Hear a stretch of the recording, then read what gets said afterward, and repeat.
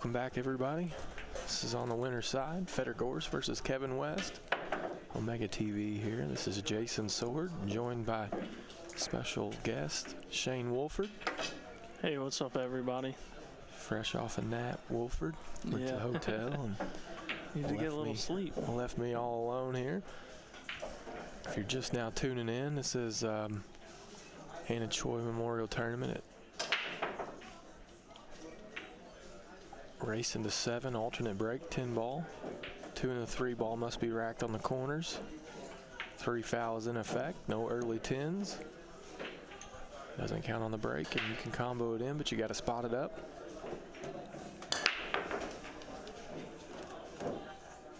Fetter looking like he's going to love this. Yeah, hit those balls pretty good. It's got a nice shot on the 1 in the corner. Just roll 1 rail in between the 5 and 10. Past the 3. Gotta figure out the 6-9. Yeah, that looks to be the only small little thing that could keep him from running out this rack. But I think that he'll just play the combo, and you know, and he may be able to give himself an angle to go in. No, I was gonna say he may be able to use the 2 and run into the 6. Yeah, he actually might though. He still might. He could have the ability to do that. But here it's important to hit the 6 and not the 9. If you hit the 9, you get hooked. Yeah, any spot on that, very risky. And you're not guaranteeing that the 9 ball will get out of the way of the 6. Depends on how the combo's laying. He may just decide to just go ahead and play the combo and not mess with anything, not take any chances. Do us a favor if you're out there tuning in, share, like, comment. Hit that notification bell. And he tried to go into the 6 and just barely missed it. Like you said, better to barely miss it than hit the 9, though. It could have gotten ugly. Yeah, now he knows what he has to do now. Just go ahead and play shape for the combo. And well, I mean, the other thing is he might be able to swing. He might be able to swing around here and do something.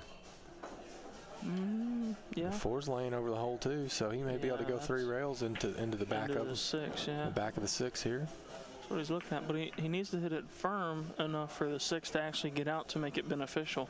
If he barely bumps a 6 and he's still in the same situation, and it just makes the combination even harder. And bumped a 9 and hooked himself. I think I think he can play it up in the top left, right? Yep, he is. He came clear. And I think we'll see him dig down on the cue ball here to just stay above the 10. A little bit fortunate there. They could have not ended in a shot for Fetter.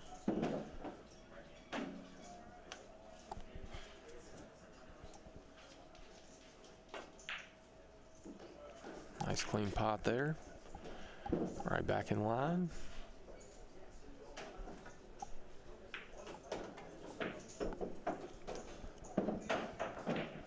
Very nice opening rack from Fetter. Just keeping everything nice and simple. Navigating really well. Here, just draw back to about center table. And everything should be pretty easy.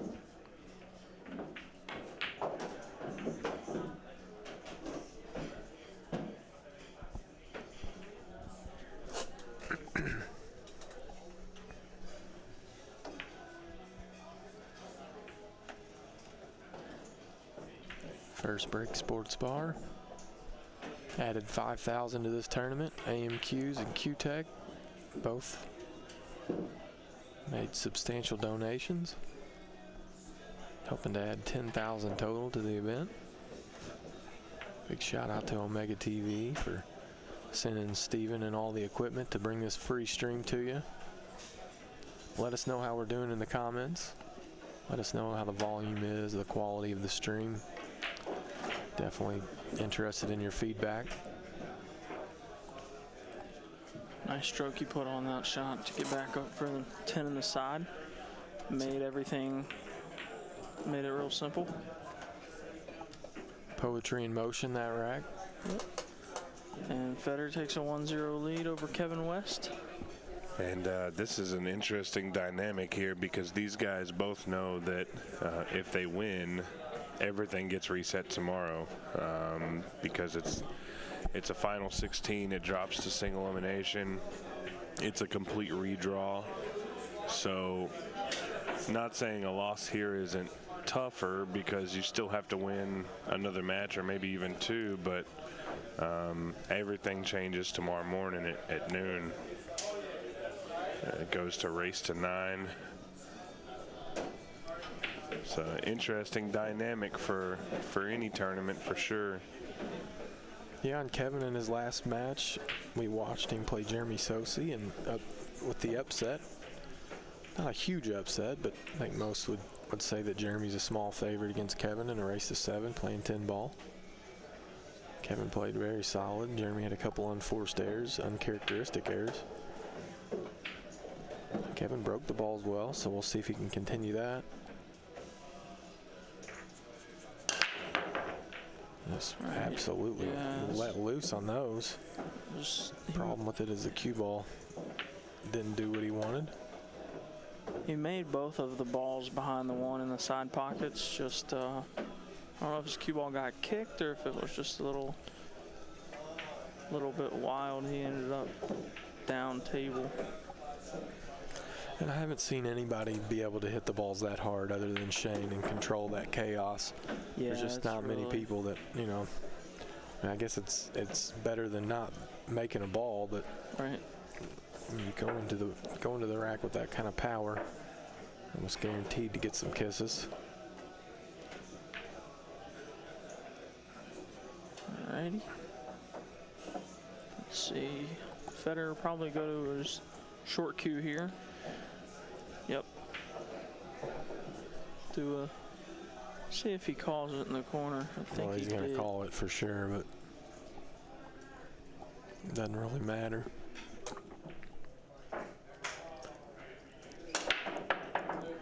One thing you never want to do is bet against Fetter course when he's got a jump cue in his hand. Well, this is as tough as it gets here, let me tell you. I know he's only jumping over half of that 4 ball, but that's still a lot of range. This would be a tough shot even if you didn't have to jump. Especially be able to maintain position on the deuce. Oh my goodness. And he put her home. You should never bet against Fetter with a jump cue in his hand. Yeah, well, he's going to be able to defend himself here. What do you like? Real nice shot. Trying to put him on the back of the 6 here? Yeah, just snug him up to the back of the 6 and you try to take away both one rail kicks, which he did. He hit that ball really well. Little smooch at the end there. Yeah, now Kevin's in a tricky spot. I don't think he can kick one rail that way. Well, can't really kick one rail jacked up over the 6, and you can't kick anywhere near the 4. You definitely put him in a spot here. I mean, he may have to kick up here. He may have to kick up here toward the turtle and spin it back. I don't know. Yeah, he's not going to like that on this new cloth. I'm just saying. I don't see another path. I mean, the 4 balls. Possibly going on the 3rd diamond, closest to the bottom left. He's looking like he can kick it. He's going to jack up and spin around. He called the top right. Oh yeah, he overcooked it. Yeah, I didn't know that he could get to that rail. Yeah, it looked like he was froze to the 6, but just a little space. Fetter Gorse rewarded with a nice safety there. Following a very impressive jump shot. We'll take a quick peek at that jump shot from Fetter. Maybe not. We'll watch him run out here first.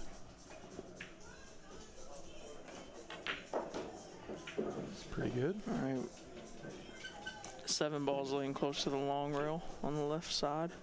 That could be the only tricky thing here. And he's got to get to the 10 afterwards. Yeah.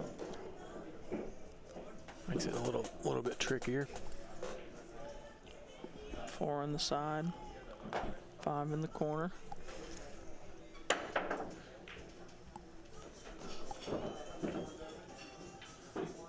Doesn't look like he's worried about the 7 ball, so let's get a little peek at it. It's got plenty of room. Yeah, it's down below Plenty of room there. The side well enough for him to just get over, probably even with first diamond on the head string. Just punch it over. Oh man, Oh, wow. very uncharacteristic. He tried to drop below the 7. And I'm not really sure that it was necessary, but he was more comfortable with it that way. I'm really surprised as well. Surprised he didn't go forward there and play the 7 down here. Yeah. I think we're going to see Kevin play it down in the lower left corner. Yeah, I mean, this is still no bargain. This is not the easiest position to get shape. Yeah, especially playing on the slick equipment here. So if you try to put any type of high or go into the rail kind of flat, like straight on it. That's the exactly why he's spin- drawing it, but he's yeah, not going spin to like will it. take. He's going to have to bank this ball. I'm not sure. Let's look at the overhead real quick. I don't think he can bank the ball on the side. He can't. No, he can't bank it in the side, can he? But He's kind of put it in a predicament. I might just be lagging the cue ball on the 7, playing the little APA safety. oh yeah, you like that? I don't like it, no, but what else does he have? Yeah, that's true. I mean, it's an effective shot, because what is Fetter really going to do after that? I'm not sure you want to get into that game with Fetter though. If you're Kevin, Yeah, I understand, but at the same time, yeah, I think he may be looking for distance here. Yeah, that's not Yeah, going to be maybe no good. use the 10 ball.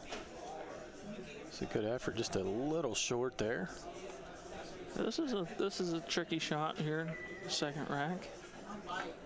Yeah. You think he's going to follow, or he's going to jack up? I think he's going to follow the ball, right? I mean, Yeah, I probably would.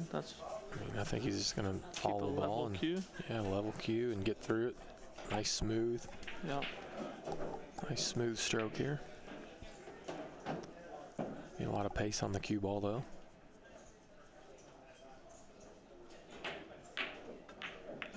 Oh wow. Yeah, I mean, that was a real tough shot even for a world-class player. All right, ladies and gentlemen, after Kevin can make these 2 balls, it'll be tied up at 1 rack apiece with Fetter breaking in the 3rd game.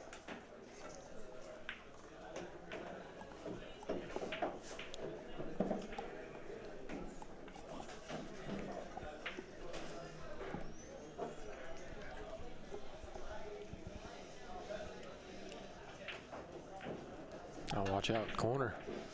Fetter does not get punished.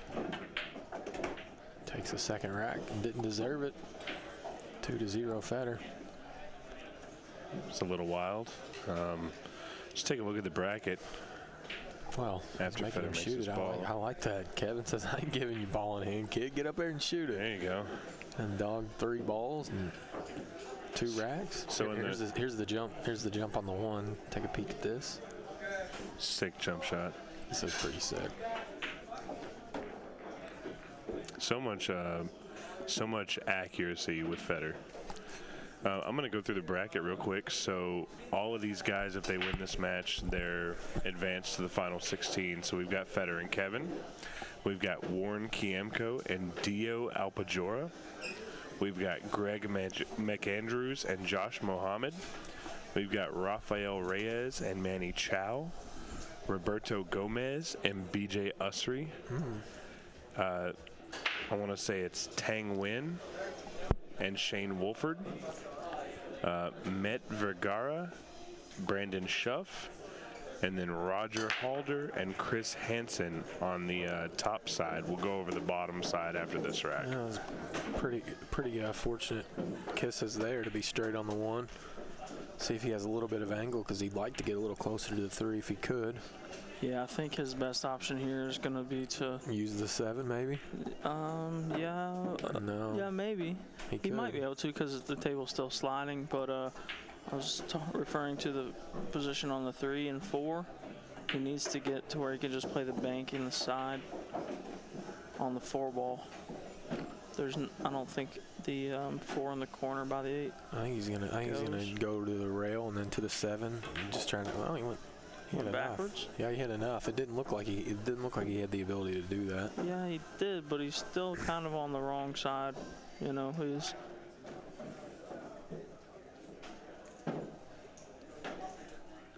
was tough there because you can't really spin it enough to get on the correct side. So he's going to take a gander at what he likes with the 4. The 4 does pass the 7 in the upper right-hand corner. Yeah, you're suggesting he plays short side here and slides under?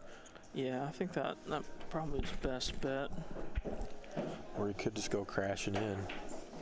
Yeah, he could, but then that gets a little risky, I guess. And that's what he did, crashing in. Yeah, I think that was a little risky, and now he's kind of put in a tough spot. Yeah, but sometimes it's a little better to go into the balls there instead of trying to be cute. Trying to just creep over into, pretty tough position. Makes potting the ball much tougher. And Yeah. this way he was allowed to let his stroke out and be a little bit more accurate. If you watch enough of Fetter, you'll realize that he really likes to strike the ball. He likes to get through it. He doesn't like to baby or roll. He really likes to put a stroke on the ball. It's a big reason he's so accurate.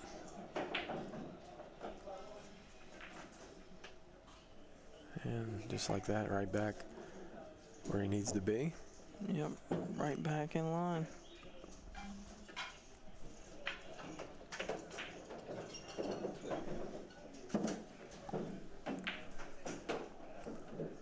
And if you're Kevin coming up here, you just absolutely got to take care of business in this next rack. This alternate break format, playing a player the caliber of Fetter, you can't go down 4-0.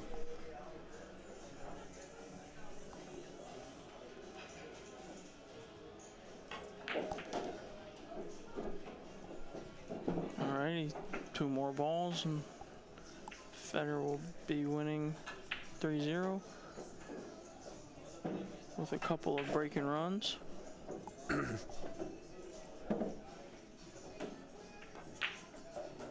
Really should be 2-1, but Kevin Yeah, I mean, made a little error on the 7 ball last game.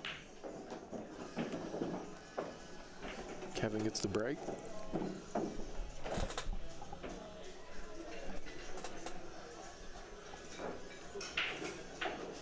So Kevin's made 1 big error, but actually it's kind of crazy because Fetter missed 2 balls that rack, the 6 and the 7, and he still ended up winning. Yeah. That's some of that star power. People get nervous playing good players. Hey, that's true, man. I'm telling you, I promise after Fetter's, made a name for himself, won a world title, done as well as he did at the Derby and kind of made a name for himself. People are dogging it to him, I promise you. Yeah. They really do. It's yeah. It happens. It's a real thing. Star power is a real thing. I've been watching people dog it to Shane for years. Yeah. It's just all right, didn't get the squares of hits, and both balls behind the 1 went high. So I'm not very excited about that result. But at least Fetter doesn't have an offensive shot. Got a few other matches going on here. Looks like we got Lucas Varner versus Christina Tkach. Can you see that score, Alan? Or sorry, Jason? It looks like somebody's up 5-2. Not sure who. Christina's up 5. Christina has 5. Lucas Werner has 2. And that is the B side, so the loser there will be going home. We watched Christina lose a little earlier to Manny Chow on the stream. Really, it was all about her break, letting her down. Made a couple errors, but overall didn't play that bad.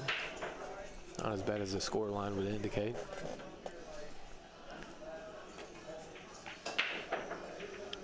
Kevin went for the offensive shot That might be some of the star power there, too. Yeah. He's playing another caliber player. He probably doesn't shoot there. Definitely couldn't give it back. But I'm not sure the 3 passes the 6.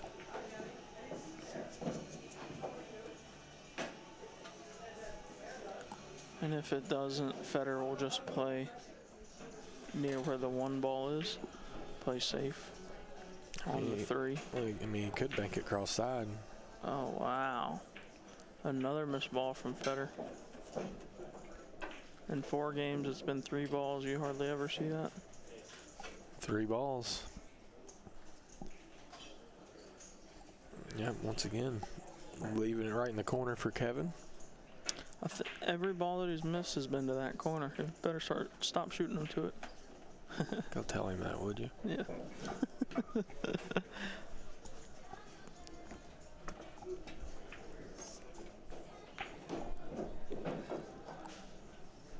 That's that high English you talked about, not getting a ton of action on this slick cloth. Pretty nuts that he's missed 3 balls and he's up 3-0. Yeah. It's that star power you were talking about, I think. Well, I mean, listen, he missed the ball in this rack, and it's probably not going to cost him. It's not guaranteed to cost him, that's for sure.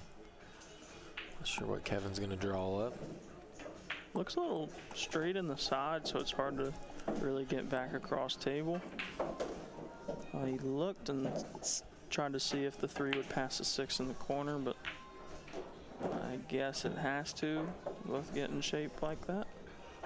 Unless he's trying to thin the left side of the 3 and just get the 6 in between the 2 balls.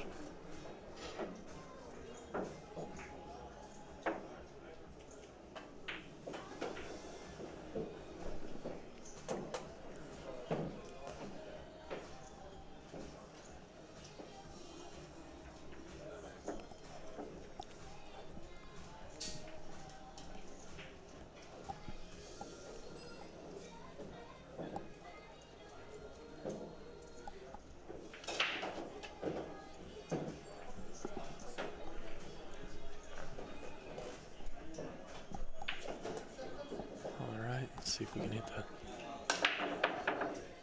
That's what he thinks about that. Dang, he's he's just staring at something. Maybe watching TV over here. Oh, I know what he's looking at. That pizza commercial. Yeah, Papa John's on the wall. What in the world? Yeah, that ball go? Barely clipped the 6.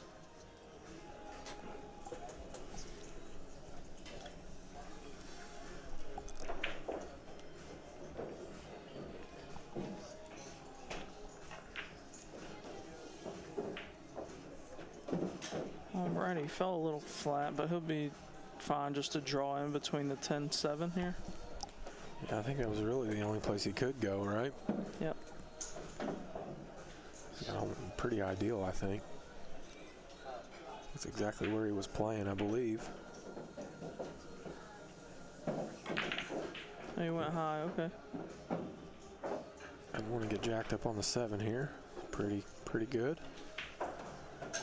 Yeah, and 6 more balls and take a 4-0 lead. Mm-hmm. It's pretty entertaining watching Fetter do his thing.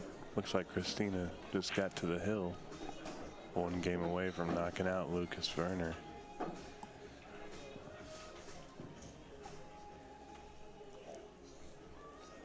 All right, just put a touch of low on this ball. Play the 7 in the side near the 10. Got a nice angle to float down for the 8 in the lower left corner. Then 9 in the side and 10 in the opposite side. All right, he went ahead and came across. So now he's going to be playing the 9 in the lower corner instead of the side pocket.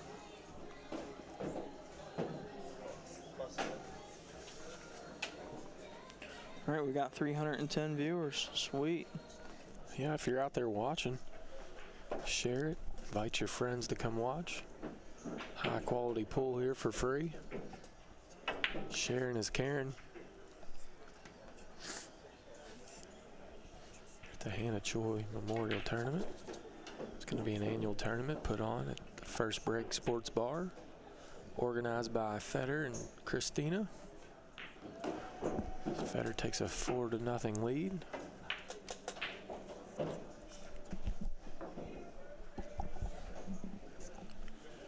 And like we said, the winner of this gets into the final 16. We will redraw tomorrow at noon. Playing down to 16 tonight. Started off with 64, 10,000 added, $120 entry. First place pays over 5,000. And I am waiting on confirmation, but our next match is either going to be Warren Kiemko and Dio Alpajora, or Roberto Gomez and BJ Usry.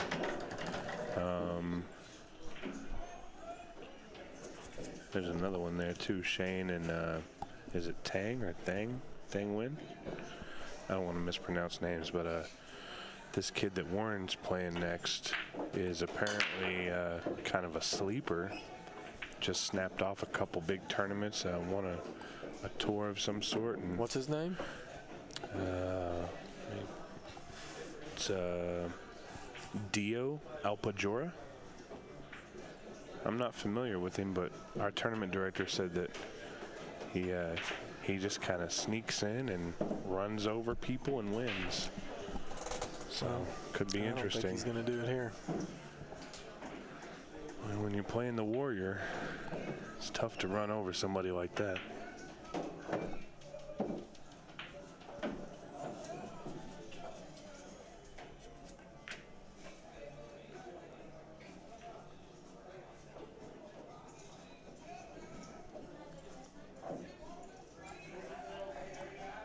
Alright, Kevin gets a look at the table. He's going to play the 1 ball 1 rail under the 7-10. Bring the cue ball back near the 6-8. Pretty. Very nice cue ball there. He's trying to be a Filipino, playing the back.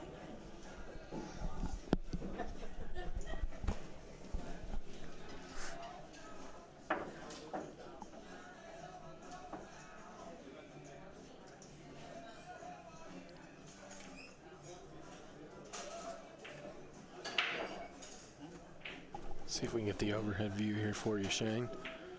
Tell us what you think. Yeah, this Two is rails. It's really tricky. If he can get to there, yeah, 2 rails. I Tough guess to he tell if can. the 8 Maybe, ball cuts it off. maybe he'll massage just a hair.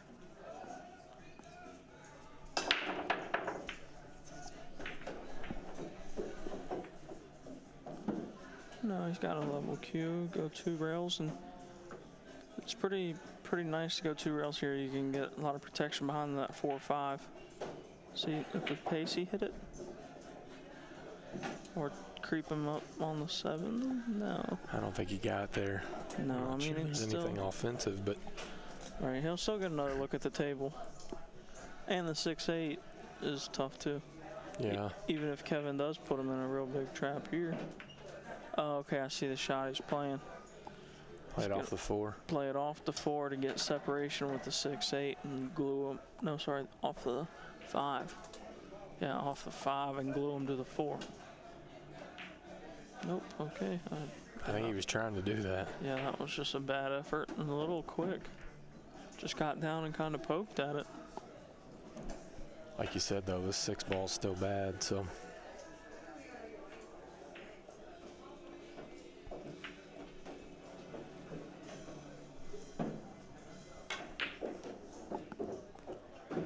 Not gonna love this. Yeah, a little positional error by Fetter.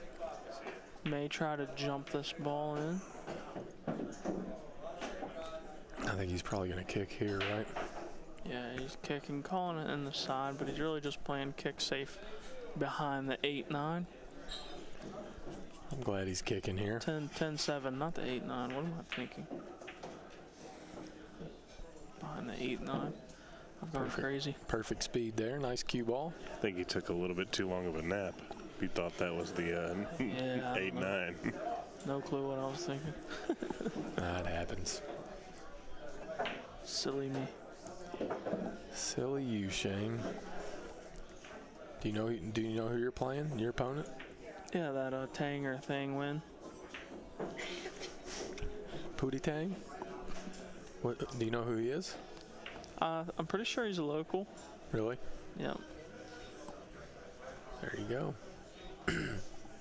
I thought you were going to be our next stream match, but Stevens. I'm pretty sure that's what the tournament director told me. We may play all winners here, they're saying, and I like that. That would be pretty sweet, Yeah. as long as it doesn't slow us down any. Yeah, as long as it don't slow us down. I mean, after I mean, with 8 tables, you would think they could make it work, if I right? win my next match, I get to leave and You to go to bed. yeah, do whatever I please for the rest of the night. Yeah.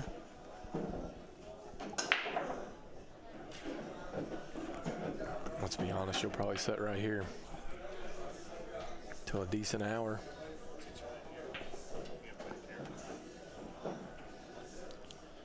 Alrighty. Fetter gets his shot now. He's gonna try. Yeah, it looks like he is playing the carom.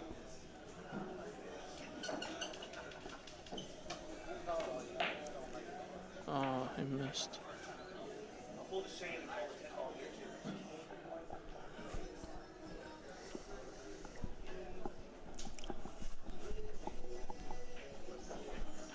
What?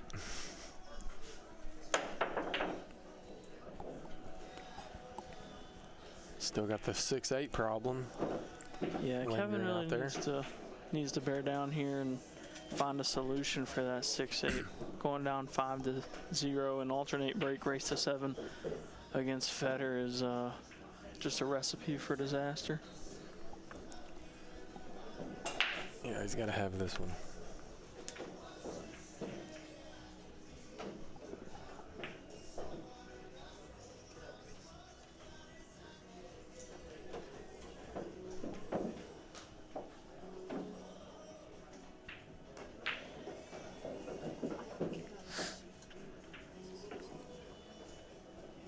See what he has in mind for the 6 ball here.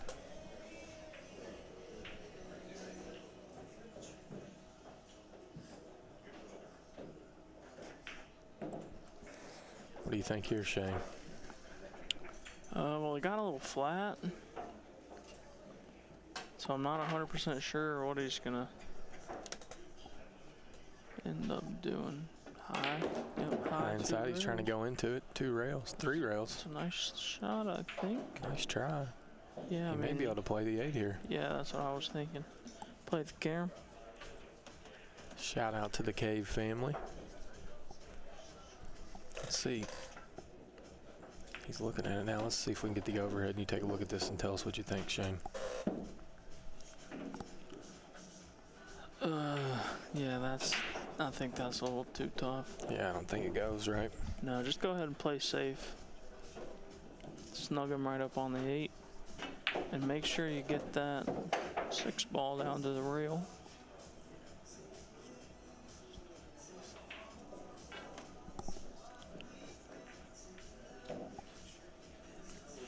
I'm not sure what he was trying there.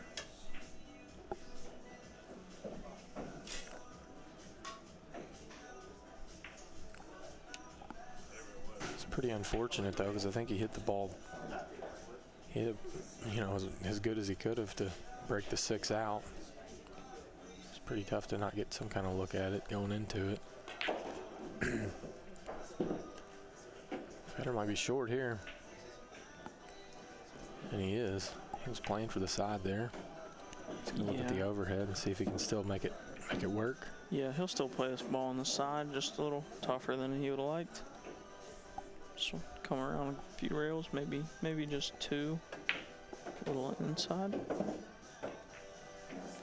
Oh, he went 3. Went ahead and used them all. Looking like he's gonna go up 5-0.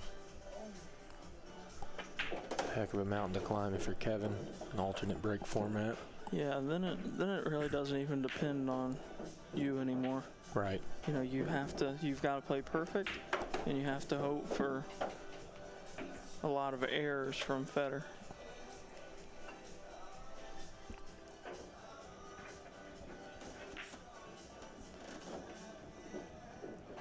All right, needs this 10 ball to take a 5-0 lead.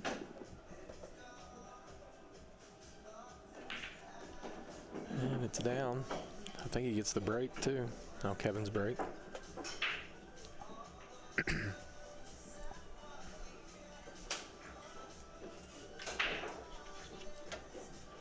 It's not like Kevin's played that bad. It's just everything's kind of going against him. When Fetter's missed, he's got away with it. Fetter's missed 4 balls, right? Yeah, he sure has. It's definitely, Fetter's definitely not playing like Fetter normally does so far this weekend. No. He's had, all of his matches have been close except this one. First match went 7-5, beat Joey Tate. And didn't play well at all. No, his next match, he played Steve Fleming. Hill. And won Hill. This match, he's missed a lot of balls, but he's still way ahead. Got a little close there to the side. He's going to like it, though. Nice look at the 1. 5 balls really tough here. Yeah, let's take a look at it on the overhead and see if he's got a... It's down the rail a little bit. He can shoot it. Yeah, he can. But getting there, kind of tough, and you have a small window to get where you can cut the ball and not behind the 9. So let's see.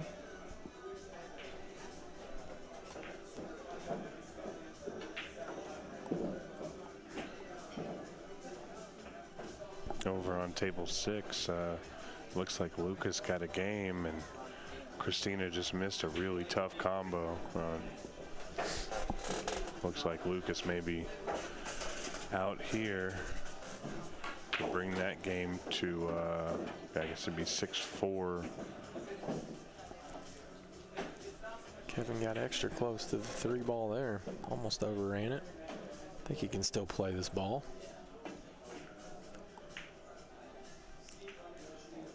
I believe he can avoid the 4, though.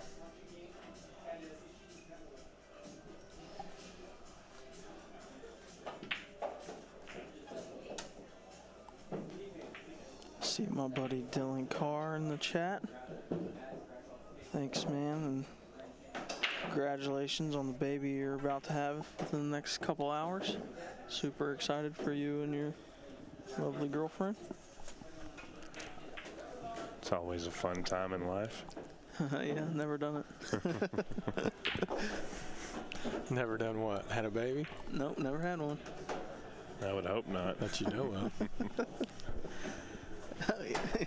We did get confirmation, so it is going to be our commentator here jumping up on the stream table next against, I want to say it's Nguyen.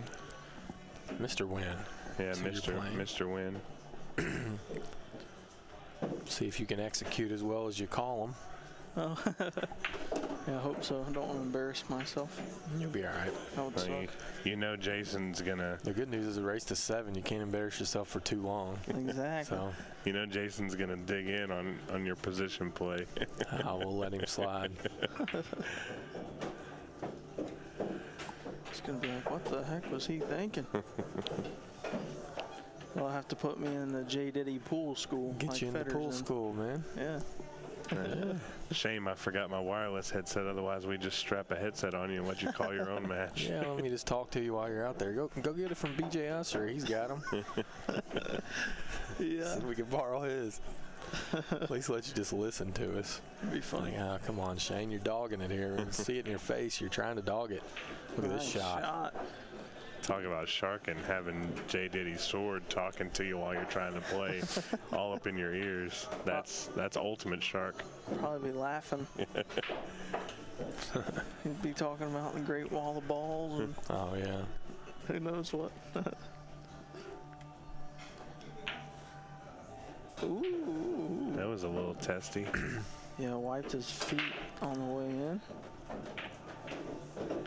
Still not out of the woods. He's looking to see if the 9 plays in the side. I think he should just go ahead and Roll forward. roll forward and play it in the corner. Oh, he's really straight. Yeah, he is pretty straight, isn't he? Yeah, he's That's why he didn't roll forward. That would be the only logical reason he's not rolling forward to the bottom rail here and bouncing back up. This is no cupcake. Unless it does play in the side. Yep. Oh. Fetter's going to have a shot here, but is it going to be a good shot? Yeah, he can see it. It's pretty good. Decent. We'd let Steven shoot this one from here, right? Steven's out from here. Bet your house. I don't know if I'd bet that much. Literally bet your house. If you guys are looking for a house, did you sell it already? Yeah. Oh, dang it.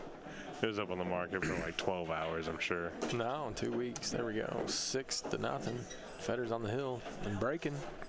Only missed 4 balls the entire set. Only 4. And 3 of them were in that top, our top right corner from the camera view. And one was a tough carom. Yeah, missed a tough carom. 6-0, and he's got a chance to put it away here. Let's see how the break goes for him. Stretch your legs out. You're almost up, Shane. Yeah.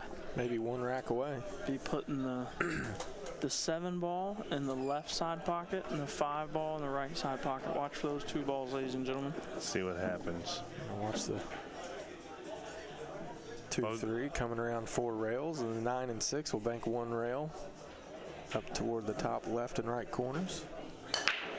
Really trying to control the 1. 7 ball just barely missed. See, that's pretty unfortunate because the cue ball was really perfect there. It squatted right in the middle of the table, but a ball came by and kissed it away. Got a couple weird kisses there. Yeah, nothing much you can do about that. All right, so he's looking at playing the 1 in the top right and kind of drawing off of the 9. Kind of guessing a little bit. He could scratch in the side. Yeah, he's looking at that, and he knows that that's a possibility. That's what he's lining up right now, right? Yeah, he's like, okay, don't do this. Anything but this. I'd love to see a stat on how many times when Fetter breaks out of, let's say, 100 breaks, how many times the cue ball squats without getting kicked. Well, I'll tell you what. This weekend, his percentage isn't very good. He hasn't been breaking the balls particularly well. But normally, I mean, you got to think it's upper 70s, yeah? Oh, I don't know what the percentage is, but he's pretty accurate. Especially whenever he's been practicing. I don't think he's been practicing much. I know when we watched him in Frisco at Snookered against Mr. DeLuna, he had a real good record. Well, I mean, squatting listen, that cue ball there. Playing a big money match like that, he spent hours and hours practicing his break leading up to on the table. That's what it takes to get the cheddar. What do you think? He's going to the back of the 8 ball here? Yeah, he sure is. See if we can snug him up. And pretty good cue ball. Yeah, it's nice. Almost took away. Let's see if he took away the kick. Take a look. That's what he was going for. He was going for the bottom left side of the 8 to take away this kick that Kevin's about to do. Just a little shy.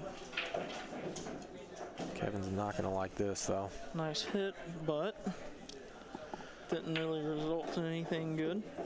Yeah, and the 7, the 6 to the 7, 9 up there could cause some little bit of problems. Yeah, to just punch that one up a little. Now he's going to go 1 rail across table and play the 4 in the same pocket. I think that's what he'll elect to do. Yep. Yeah, more than likely. Oh, he didn't want that. And that's kind of disaster. Might have a nice combo though. Let's see. Let's take a look at it and see what the combo looks like. It's tricky, but definitely makeable.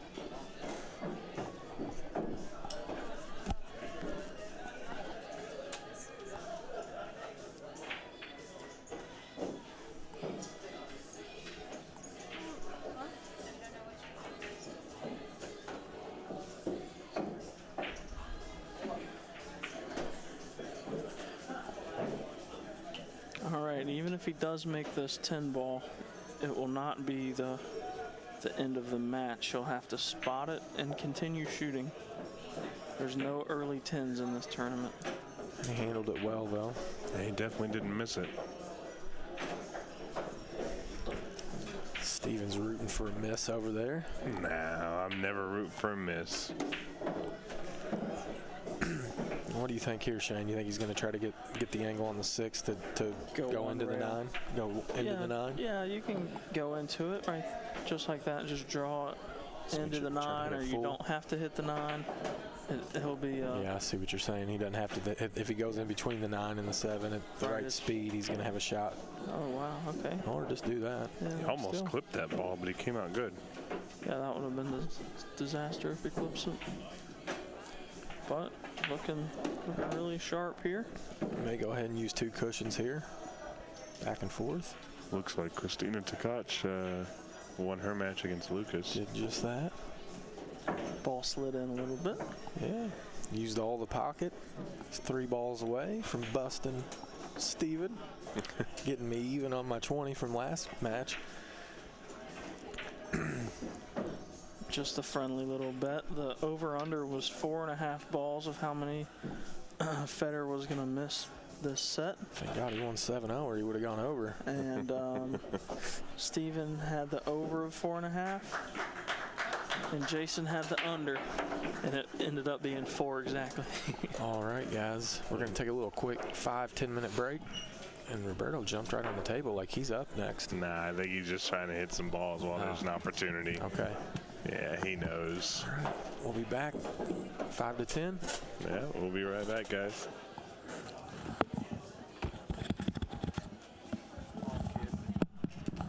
Get the scoreboard changed out. Yeah, man. My legs are shot. I sit down for 4 days or 5 days, and then I drive for a day, and then I take the steps, and that kills my legs, and then I sit for another 4 days. It's brutal. Yeah.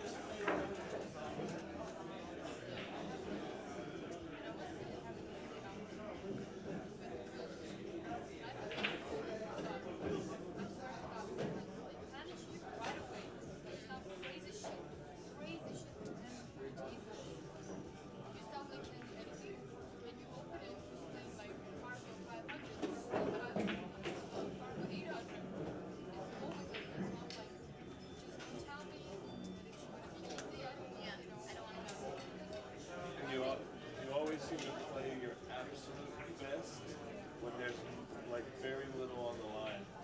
The best I've ever played, I played in an APA league match. I broke and ran 2, and then I made 1 and played a combo on the 9, broke and ran 2 more, and it meant absolutely nothing. I hate that. And then I get up in a tournament where I'm really supposed to be the favorite in the match, and I just play like shit for no reason. It shows how much of a mental game it is. Yeah. I got a treat for you this match, Fetter. Nice 4 misses, Fetter.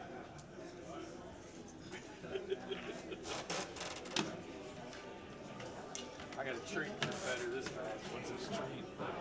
You're done for the night, right? Yeah. You like these? Those Andes mints? Yeah. Well, I know you like them. He's Actually- like pulling his pants up to get the hand. Honest to God, that's the only chocolate I do like. I don't like chocolate normally. It's too sweet. They give you these at all. It's the little mint chocolates. You've never had Andy's mint?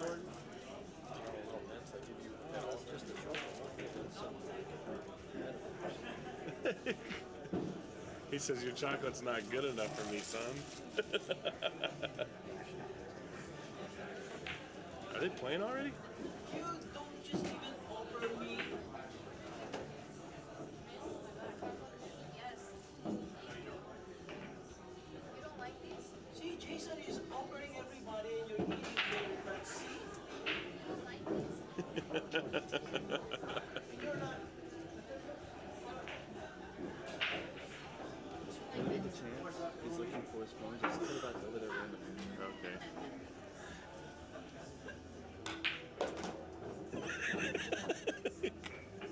I was waiting.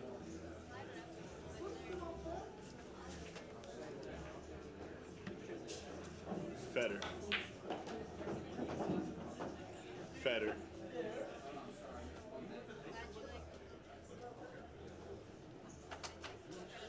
Hold on.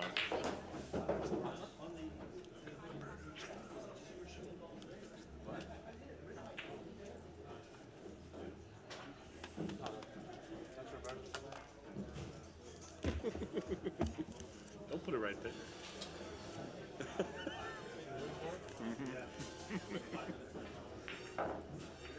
Give it to Christina.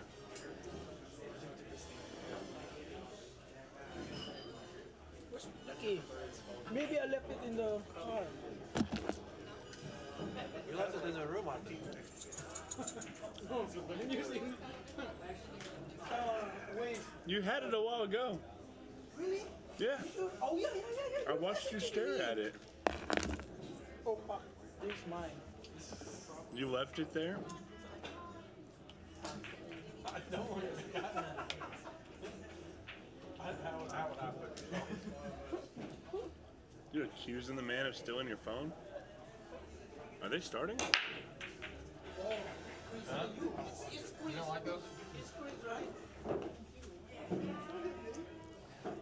They start? I don't think Eric likes it. Oh, no. They didn't. Start it. You don't like those? They're better in the freezer. I don't like mint. Oh. I like mint in the tea. It's good in ice cream, like a Blizzard from Dairy Queen. Oh, y'all don't have real Dairy Queens up here, do you? What is it? Yeah, You have real Dairy Queens?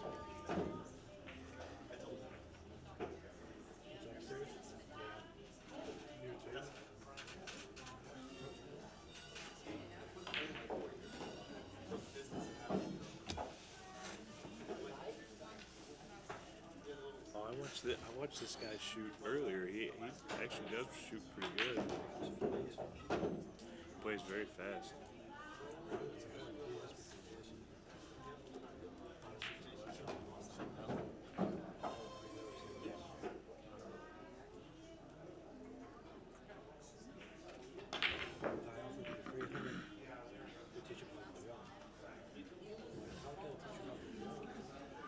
I'm trying to explain to them, like, you practice an hour a day. How can I teach you how to play? I want to learn how to play.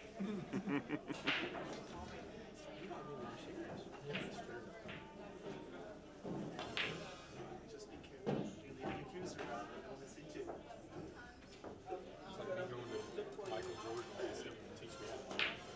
Yeah, but that's saying you're fat. Like, you can't, you know. There's a guy saying, "Oh, I can do everything. My jump games." You can't do anything. That's probably the only thing I am good at is jumping. Really?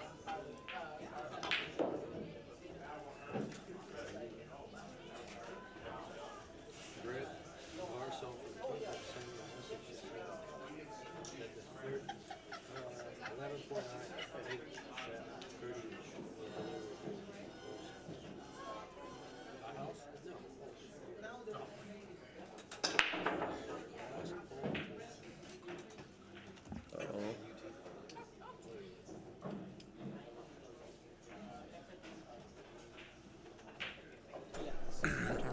back. Shane Wolford versus Nguyen. Playing a race to 7, alternate break. 10 ball. WPA rules, 2 and 3 must be racked in the corners. 10 ball, early 10 does not count on the break. Early combos do not count. They must spot the 10 if you make it. 3 fouls in effect.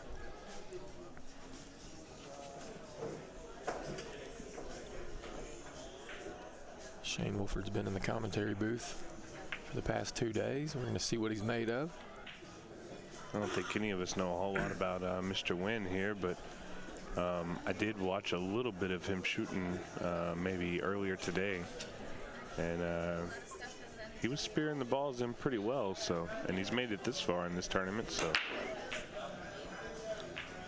yeah, 10 Nguyen is 587 Fargo. 587. Yeah, has a 2.6% chance of winning that match. really, 2.6%. Yep. 587. That's my speed. I think he plays a whole lot better than I do. A whole lot better. I'd say he's in the final 32. I don't know. I think that might be. Is it preliminary? Yeah. Oh yeah. He just doesn't have enough matches in. He's probably just sneaking around hustling everybody. See what he's got here. Spears it in. Watch out, Cue cue ball. In the drink. Wow. Wow. He went in. That was such a good shot too. Yeah, how's it go between the 4-9. 4-9 and scratch? That's crazy. Perfect opportunity for Shane Wolford to stretch out. Yeah, it should be out here. Nothing really hard. No. And there's no over-under here. This kid hits him good. Yeah, it's an awesome thing to see somebody work hard, put themselves out there, and stay in action, and get on the road, and put his own money up. It's one thing I've always liked about Shane is he'll jump up and take the worst of it and try it and bet his own money while he's doing it. And that's the reason why he's jumping up here over the last couple years. Well, he played the World 9 Ball. He played the UK Open, and all that's traveling overseas. I mean, Not even so much that, just the seasoning of running around gambling.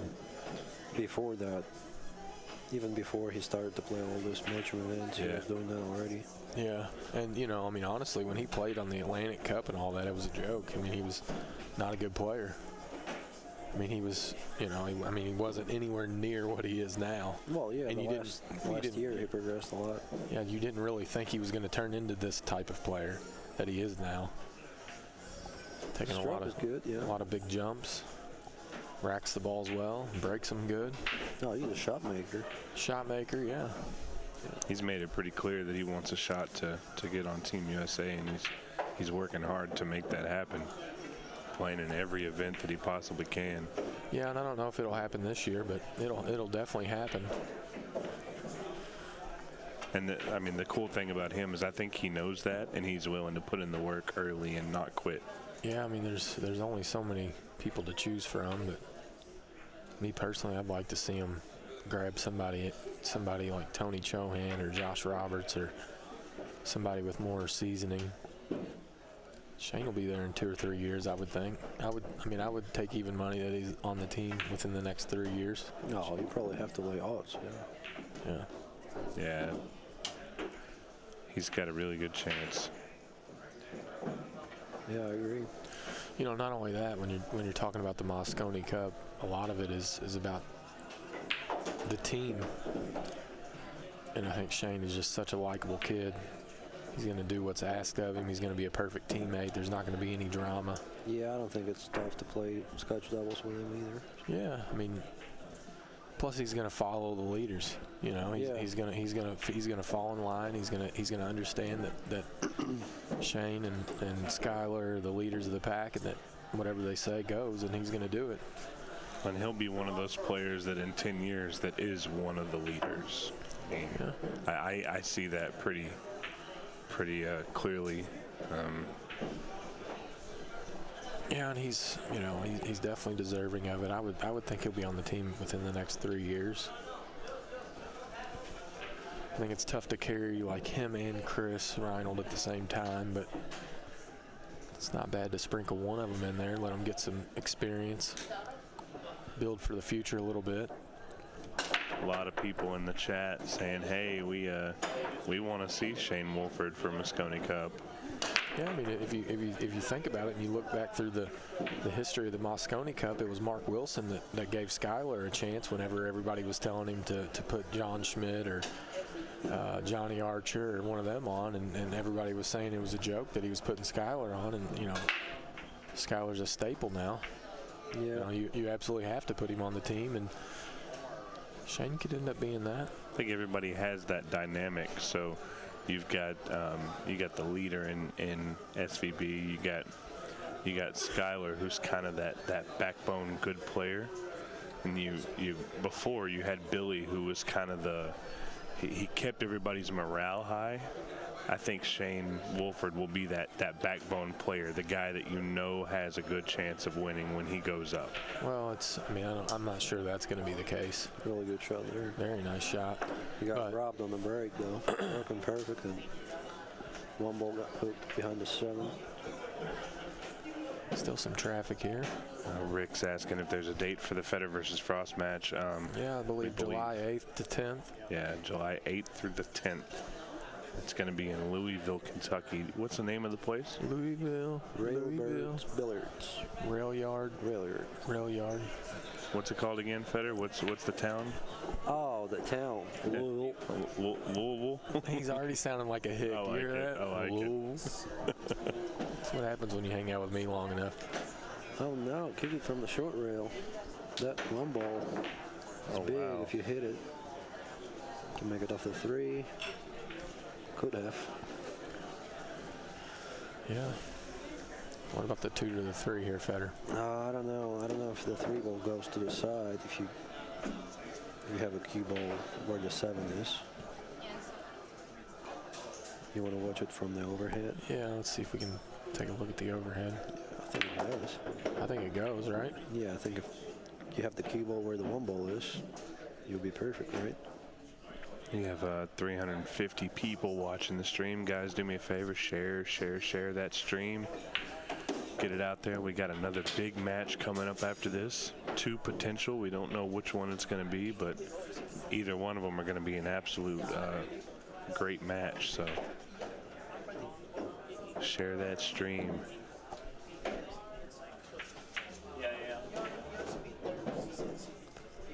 All right, here we go. Shane's looking at going 3 rails. Showed you right there where he wants to hit. Or maybe not. I think he goes. Maybe he's going 2 with draw here. Watch outside pocket. Wow. Got perfect. Look. Got right where you told him to. Wow. Right where the 1 ball is. Wow. Nice shot there.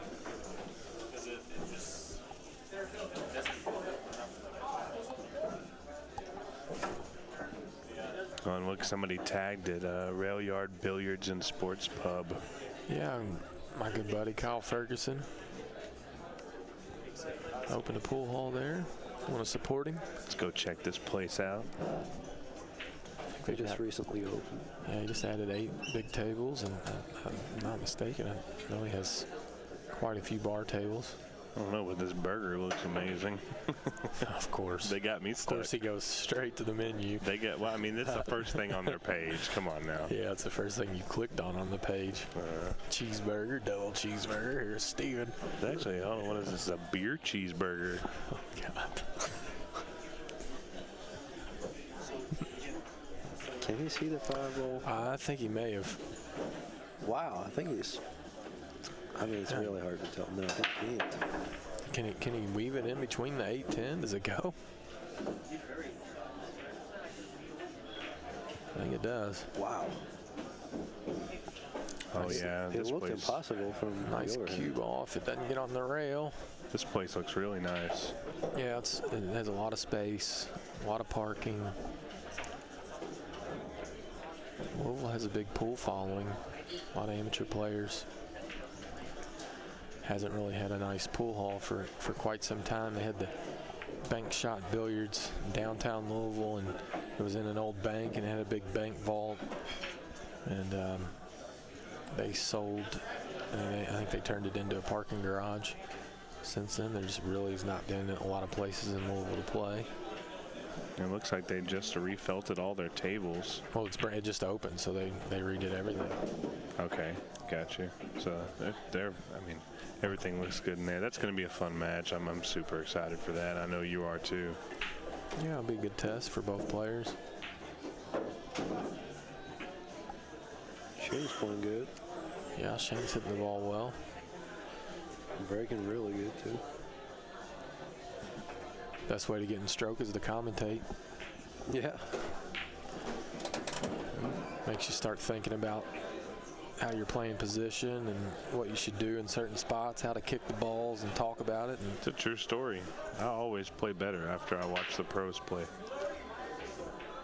yeah, leading up to a tournament, you get your hair cut, you buy you a new pair of kicks, and then you go out to YouTube and watch Bergman play some. You know, it's perfect. That's the way you prep. I used to watch Moscone Cup. I'd pick a random year before I had a tournament the next morning, and I'd fall asleep watching old Moscone Cup. And yeah, I mean, Make you play better. yeah, it makes me play better. It makes me see things that I wouldn't normally see. Yeah, but you got to get your hair cut before you go. I usually do that before I go to bed. Get a new pair of jeans. Get you a new pair of jeans, fresh. Well, yeah, he definitely needs a new pair of jeans. Steve. Burlington's right over there. I'll go over there tomorrow morning. Roberto will go with me. Oh, sure you will. If you guys haven't seen Steven's jeans, they're all bedazzled up, holes in them. Bedazzled. Let's see. Let's see Tang Nguyen here. Yeah, You're way too country to be using the word bedazzled. that's true. All right, I think he's going to come up dry, but he's going to leave Shane snookered. Tough spot to push. Yeah, maybe. What do you think here? Push off the 2-ball to the long rail. Yeah, that's what I was going to say. Under the 8, let him look at that. It's wild, the 3 and the 2, when they came up in that rack, I was just watching the replay, they actually hit the top rail, bumped against each other, and then came back down. I don't really like that. You have to shoot that 1-ball though. I mean, you can shoot it, right? Yeah. You can run into the 9-8, or you can go in between the 10-7, twice up and down. Looks like Roberto Gomez going up on table 4. So I think, if I'm not mistaken, that means we may be getting Warren, Kiamko, and Dio up on the stream next. Maybe Shane was just playing his opponent a little bit there. Right? You think? Maybe. Got away with it. Missed it on the pro side.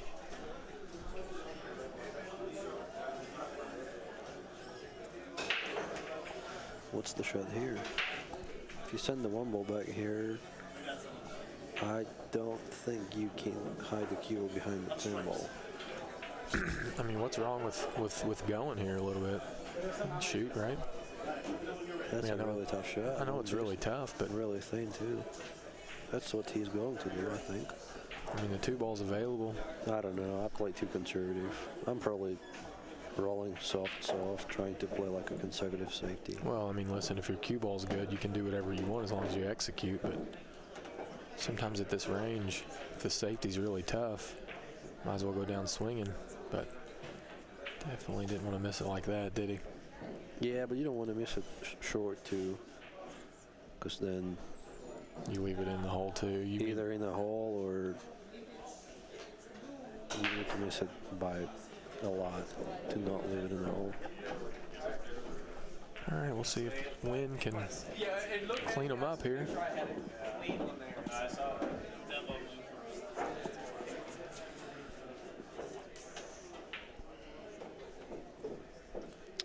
Nothing plays terrible here. Yeah, that's pretty- what I was going to say. From 3 to the 4 is As tough as it gets, and that's not really tough. yeah, not super tough. As long as he misses the 5 on the way out. And You only doesn't control do the anything speed. he's got a really big zone to get on the 4.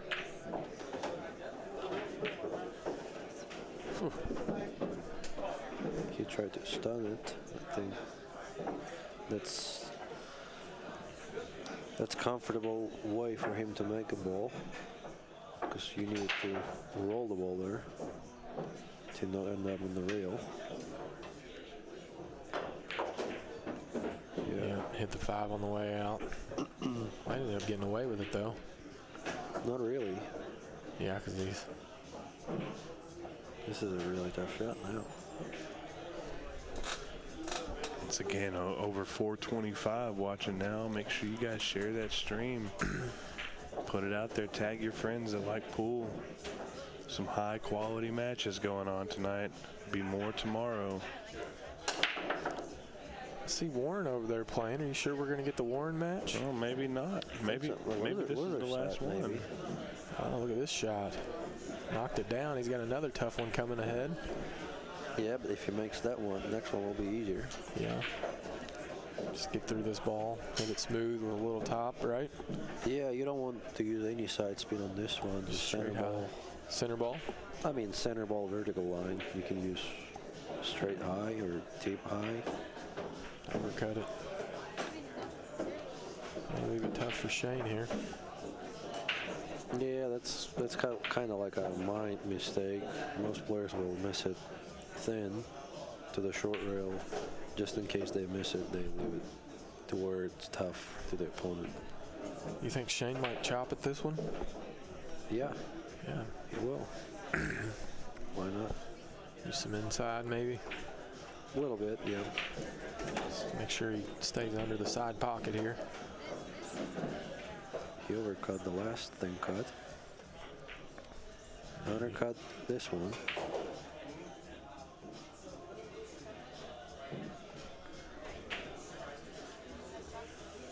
And here's something interesting. So the loser of this match is going to play Dylan Spoor.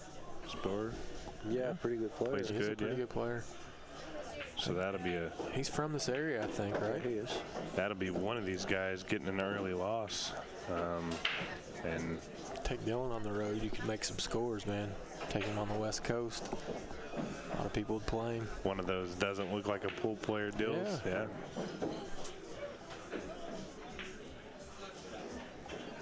One of those guys, if he asks you to play, you just have to do it. It's like it's If you got a bag, Hunter you got White. a bag and you're on cue. Hunter White, yeah, Yeah. chunk. Oh, yeah. Great player, but you look at him walking into a pool hall with Watch his Crocs outside on. pocket. Ooh. Ooh, got a little fortunate there. There's the ultimate hustle. You just walk in with a single tube case and a pair of Crocs on. Yeah, if you have the Crocs, I'm going to play you no matter what. What about the Lawnmower 3000? Wow, that gives me extra. No, one pocket shoes. I bet you I'll be playing Scott Frost with those. You should. Need a big bounce here. You just good need shot. you need the glasses that just drop down below your eyes on the bridge of your nose.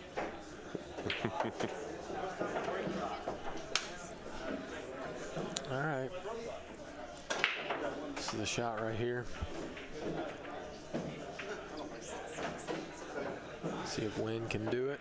He's going to try to thin cut it right into the 9. Too thick, yep. I think the next match will be somebody from the loser side. I think so too.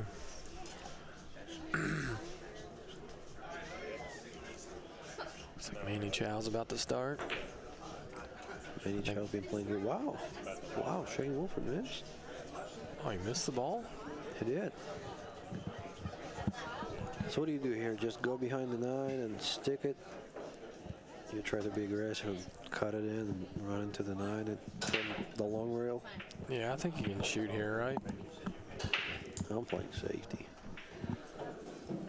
Yeah, you're playing safety, but not everybody's cue ball's like that, so. Yeah, but it's not that tough. I mean, you just got to make sure the 8-ball reaches the rail. Nothing really tough to do here. I think he really likes to shoot with low and stun, so Yeah, but he's you can't. taking that away here. Yeah. The pocket is. You can almost kind of roll this ball if you want to. beat the side pocket, and he did it. That's why he missed it. Yep. So confirmation, the next match is going to be Jeremy Sosi and the loser of BJ and Roberto. Well, we might That's a be good waiting match. because BJ and Roberto just started. Yeah, so we might have a little short break afterwards, but I mean, those both BJ and Roberto play pretty quick, and this has just started. I'm not sure if BJ is playing quick. He is playing a little bit more defensive. He was playing super fast last weekend. He's playing a lot of moving racks when we saw him, but definitely not a slow player. No. I watched him play Hennessy one time. Oh wow, Sure, that was tough. 7.5 hours. Race to 2. 4, race to 11, I think, 10 ball. 7.5 hours for Yeah, a race to. Did he go hill? But I don't think that was BJ's fault. No, probably not. Yeah. Was it hill? Yeah. Okay, that makes it a little better. Not really though. All right, Shane Wolford goes up 3-0. And this is Shane's in that no prisoners mode. He's had a few crazy outcomes, but he's working pretty hard.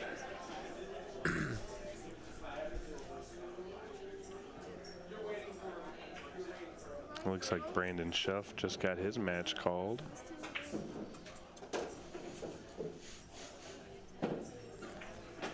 Gonna be playing right here in front of us.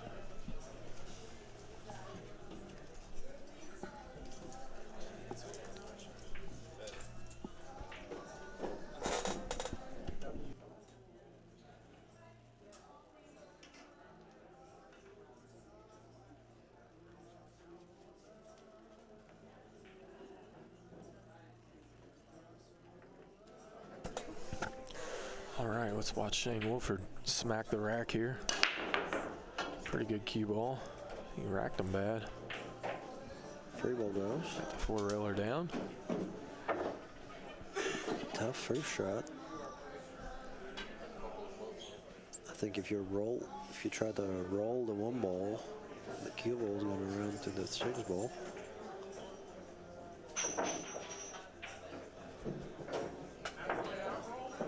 If you try to make it to the right corner pocket. If you shoot it with low, you can avoid the hit on the 6 ball.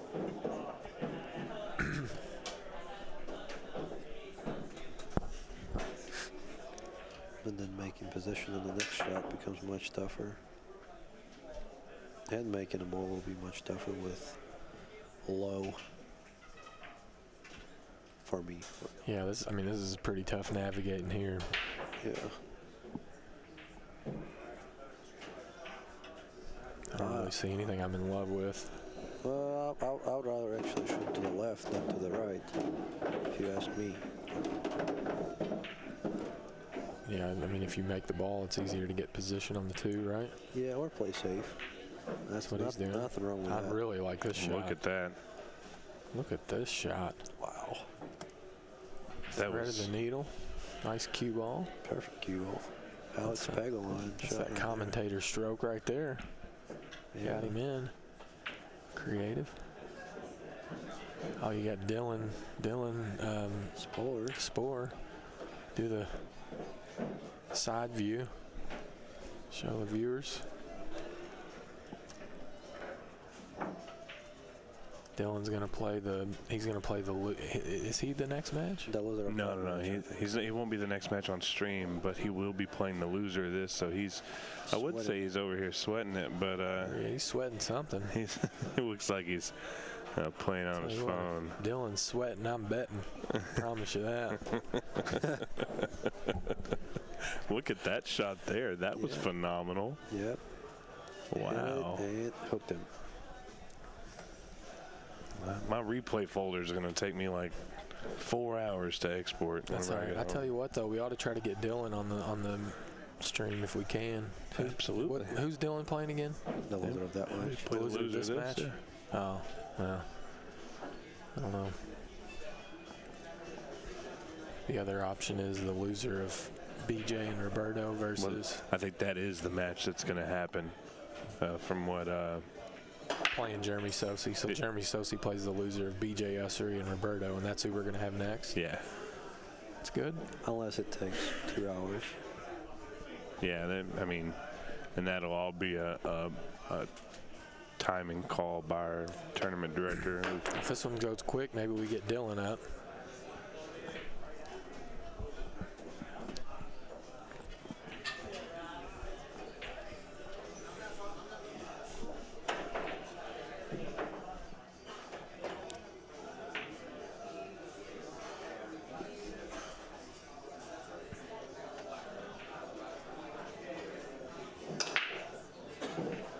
Been a grind of a day. A lot of the guys in here have been tired. Yeah, we got here. Looks like Christina's over there trying to take a little cat nap or at least relax a little bit. Got here at 9:30 this morning. Makes for a long day, right?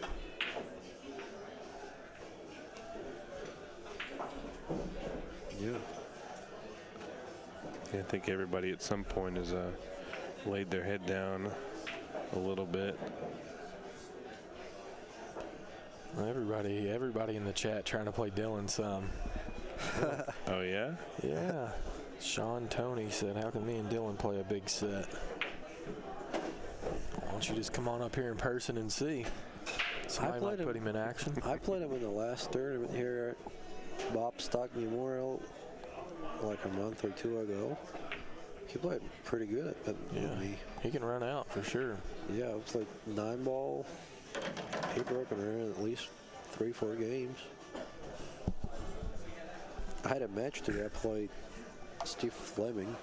The guy broke it in 4 games. Yeah, we actually we had him up on the stream afterwards, and then he's lost since then. In fact, I was going to go back. Look at Watch the outside pocket, oh no way. How can you scratch from there? Oh my God. How good did he hit the ball too? Oh my God. How can you scratch from there? Hey, the cue ball hit between the first and second diamond, I think. It's tough to scratch from the second diamond.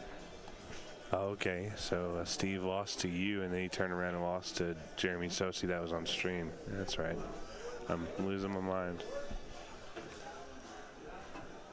No, I think Steve won the next match on the stream table.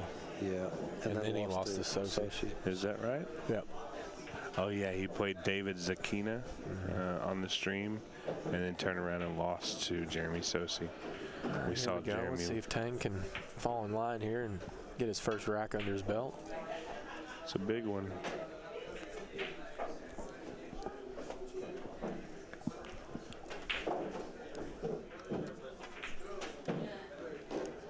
And no good. No bueno. Maybe able to clip the right side of this right Fetter. Some separation here. It's really, really thin. Not easy. No, not at all. Hit it really good. Yeah, he did. Cue ball good too.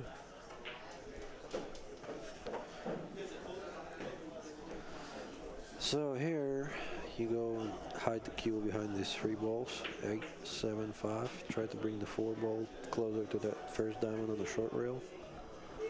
Get a little bit of outside, right? I'm going to bring the cue ball to that long rail here by that left corner pocket. A little bit harder. Nice little shot. And he got him tree topped. Yeah, that's tough. That's tough to kick from here. Weird bridging. Tough to aim. Yeah, over on our side camera, it looks like Shane's watching that same Pizza Hut commercial that Fetter was watching a minute ago. Oh, okay. All right, we'll go to the side view there.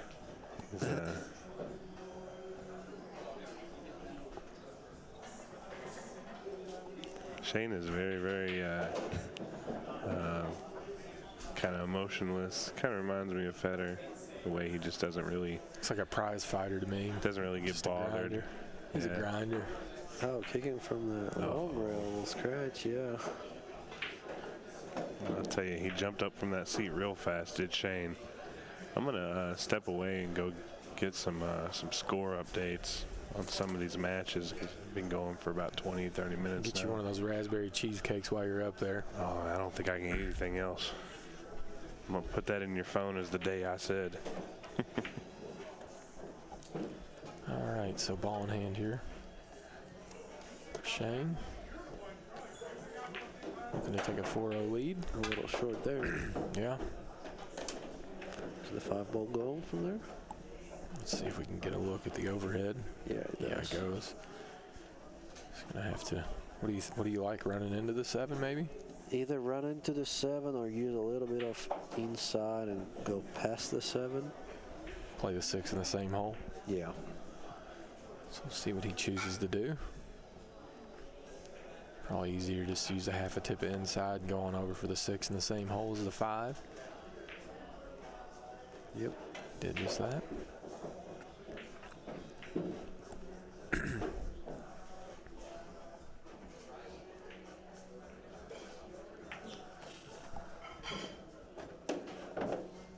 Two rails and shoot the 7 in the same corner.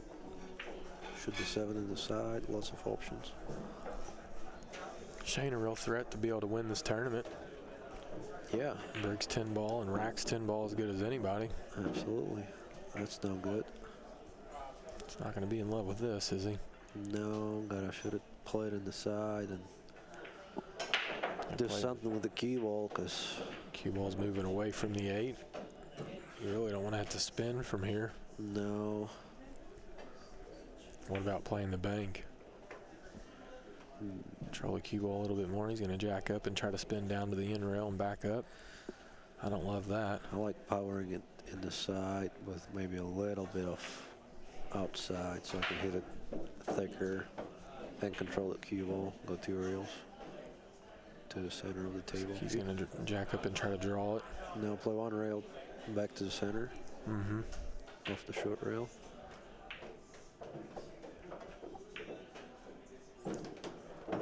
Shot's a lot of personal preference here. What he likes, what he feels comfortable with. Yeah, I mean, 1 rail will allow you to control the cue ball better, I think, but it will be more difficult to make the ball. 2 rails. And he handled it well. That's Nice shot that's there. how I would play it. Right like that. Yep. Still not out of the woods, though. He's got to get down here for this 9 ball. Yeah. He's going to have to go short side, maybe. Oh, absolutely. He can't go 2 rails here because the cue ball hits the rail really close to the side pocket, and the harder you play, the closer to the side the cue ball will hit. So he'll be rolling the ball with a lot of inside. He's got to get through this ball smooth. What Fetter's saying, he doesn't want it to jump off of the 8. Get it to really bite. He's going to have a tester here on the 9. Going up and down. No Yeah. other option. Nope. Think cut too. It's a very missable ball. It's one of these situations, if you're Shane, you just concentrate 100% on pocket in the 9, nothing else. Right. Overcut it. Yeah, I feel like he kind of let up a little bit, A right? little bit. There's been 3 think cuts that he missed already. 1 thin, 1 thick, and 1 thin again. Let's take a look at the overhead here and see how extreme That's this definitely is. makeable. You can cut it, right? Yep. You can cut it using outside and hit it thicker, or you can cut it What if he- without any Is he going to go 4 rails? playing safety. Smart. Watch out, side pocket. Good shot. Really good speed control. Nice execution there. Not an easy kick either. I would probably jump that. Jump back, cross corner. Yeah, try to play safety. Either play cross corner and try to bring the cue ball behind its hand to that short rail, or play it thick and go 2 rails with a 9 ball and bring it to the short rail on the other side of the table. Yeah, I didn't see him call anything, did you? I don't think so. Definitely went across the corner. That's fine. There's A lot of separation. Yeah. Not an easy shot. Pretty good result for Shane there.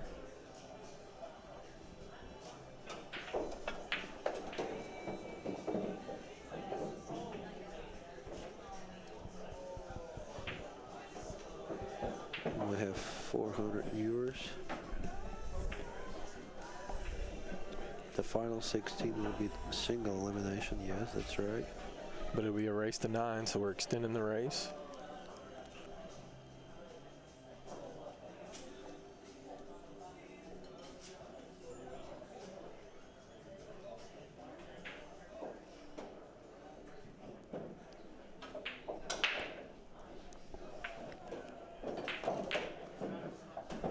Missed that one.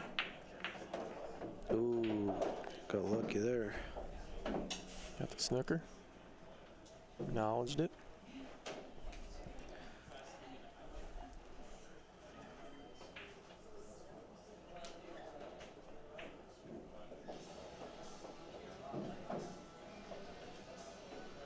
I'm kicking it 2 rails, long, short, and trying to send 9 ball to the other side of the table. Looks like he may be looking at 1 rail. I think he's trying to mass it a little bit and clip the 9. He can probably see the part of the 9. Yeah, it's too thin. He was worrying about that cue ball traveling back and forth. What he needed to do is just to focus on that 9 ball and bring it to the short rail. You Just don't hit it a little thicker and not play it thicker. You play it just harder. harder, You don't really worry about that cue ball going back to the center of the table. as long as you get it to the short rail. Yeah. I do fall asleep these stairs, they're pretty comfy. I think the Calcutta will start around 11, 12 tomorrow, right? Yeah, I think that's what you said. I mean, depending 11 upon the o'clock. crowd tonight, how late they go, how long it takes you to get it, you might want to look at tonight. Well, guys, I'm back. I tell you what, if this kid gets out here, over down on table 2 or 3, we might have our first major upset of the tournament. Warren Kiamko down 5-3 to Dio Arpajora, and Dio just played a pretty good safety on Warren. Tough tournament, and Roberto was up 2-0 on BJ, and he misses a pretty routine 9 ball, rakes the balls and gives the game to BJ. Now BJ's in control at the table. I see BJ traded in the Beats by Dre for a mask. He did. Yeah. Not so much worried about his ears anymore. Making sure he's covered in case Roberto farts on him. Probably. Yeah, those Filipinos are. Yeah. You don't want Roberto to fart on you. Good old Roberto. Always good for the TV. His hair is always ready. Oh, We have wow. a first full break. He's just going right back. He's going to break it again. I think most players Strike 1. use that rule where if it doesn't make contact with the 1. Batter up. Really? In first Europe and swing. Russia, that'll never happen. Well, there's a lot of these guys that don't know true WPA rules. You know, if you foul on the break, they'll just free foul you. Yeah. That's what happens in Russia. Oh, yeah. And Europe. Yeah. There's a little safety break or something. Yeah, they'll just clip the 1 and go behind the stack. Oh, that's disgusting. I want to see this. Then you have to break them to make a second foul. Otherwise, they'll just do the same thing again, and you need to kick at it. And then you smash them up. They take ball in hand and run out, huh? Yeah, you have to. Yeah. Or play another save. I bet you those matches are brutal. A little firm here. I think he's going to like it. Oh, Oh, looks like Warren somehow got back to the table, so trying to make a comeback on this kid. And Warren is a seasoned veteran. The guy's probably forgot more about pool than a lot of us will ever know. He's been all over. Real simple stroke. Good cross corner from Shane. Warren doesn't do anything fancy. The only unfortunate thing is struggles to break the balls. Seems to be I guess a common comparison with some of these top players who aren't at the very top. You know what I mean? People like Bergman or well, I mean, Warren's elite after the break.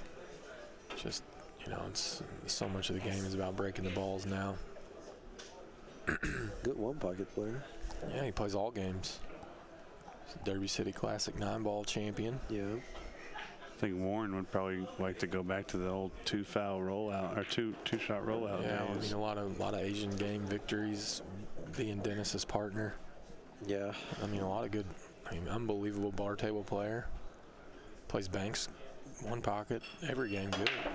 Anytime you're on a bracket, it doesn't matter what kind of bracket you're on, you don't want to see your name next to Warren's. Well, that's not always the case. Sometimes it's a draw that you like, but not in this field. No. It's a draw that I like because I get to watch him play up close and personal. See what we got. 3-1 Shane running out here. Oh. Watch out. Watch out. I don't think he wanted to. He got a little testy there. I think he got into the ball a little more than he wanted to, right? That came ripping back. Yeah. He wanted to float it down a little more. I've seen more propels being used in this tournament than I think I've ever seen anywhere. I think everybody in this room has a Q-Tech propel. I don't blame him. Well, I don't either. Can't go wrong with that thing.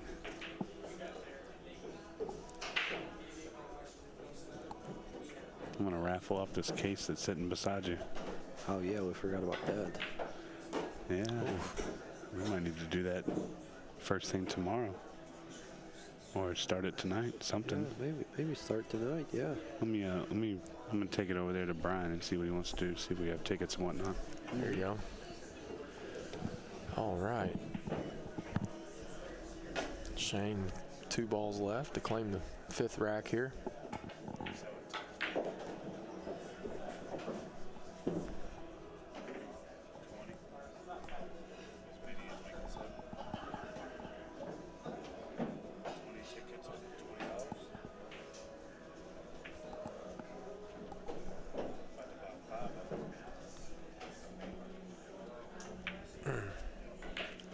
All right, Mr. Wolford, 4-1 lead and breaking.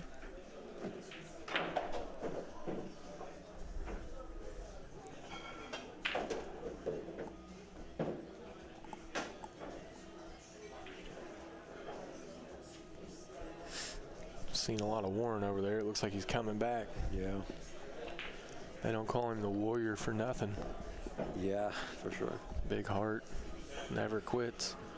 Gambles, too. Yeah, Gamble's high. Gamble's good, too. I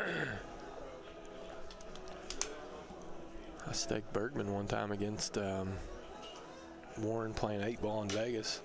On a bar table? On a bar table playing 8-ball long race. Bergman missed 0 balls and lost. Both of them were breaking dry every time, but it was fun. Oh, until the end. That happens with Justin sometimes. Yeah, especially playing 8-ball. But they both got out every time. Just take a look at that break. Yeah, this is a big break here from Shane. Let's see it. Look at that cue ball just stuck like it was coming back in sand. That's picture perfect 10-ball break right there, as long as the 6-7 doesn't get tied up. But he slugged himself though. Look how the one dressed up. Look at the cue ball. It bounced back. That's right where you want it. You want it on that half of the side pocket.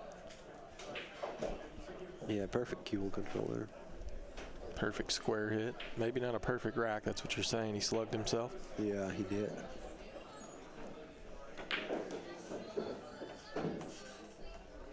get an overhead peek at the 6-7, see what we got there. I think oh no, it doesn't go there. I was thinking the 6 ball, or maybe it is. Yeah, does it go in the pocket he's looking at? He's going to get straight on the 5 and play the 6 in the top right if we're looking at the table right If it here. does go, that's definitely the play there. If not, he's going to have to play position on the 5 to be able to run into the 6, which could be available as well. Yeah. Either way, you want to get on that long rail. Yeah, maybe a little bit inside of where he's at right now if he's looking to crash into him. That's pretty good. No, short. Looked like it's going to bounce, but it didn't. Stopped going. What do you do here? You just use the 6-7? Yeah, you definitely go into it. Try to open them up a little bit and stick it behind the 7.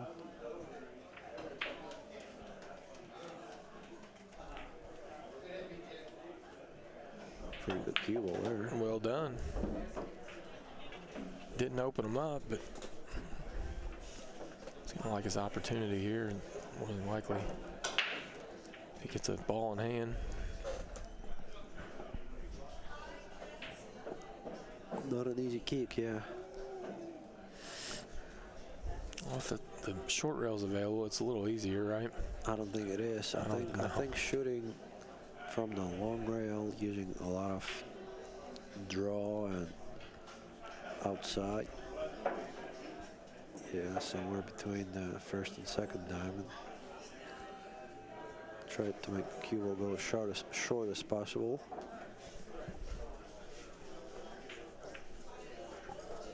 That way you can hit it harder, but he's trying to hit it from the short rail and missing. All right, we'll see how aggressive Shane wants to be here.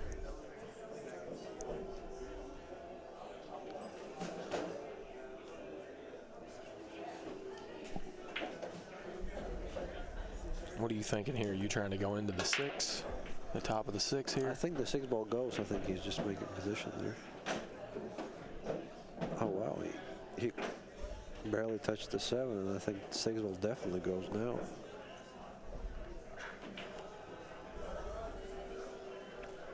He's going to have to work the cue ball around here. Yeah, where do you go with the cue ball? You go 3 rails.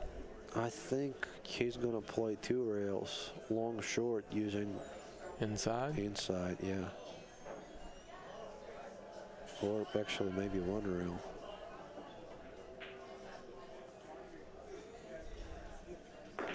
Yep, 1 rail. Good shot. Nice shot there. Still got his work cut out for him. The 8 ball doesn't pass the 10, I believe. So he's either going to play it in the bottom right or have to play it in the side. Both sides are available. Yeah, I like that shot.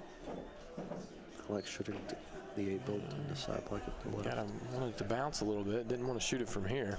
Yeah, I don't think he wanted to go that far. He wanted to land that cue ball nearby that spot.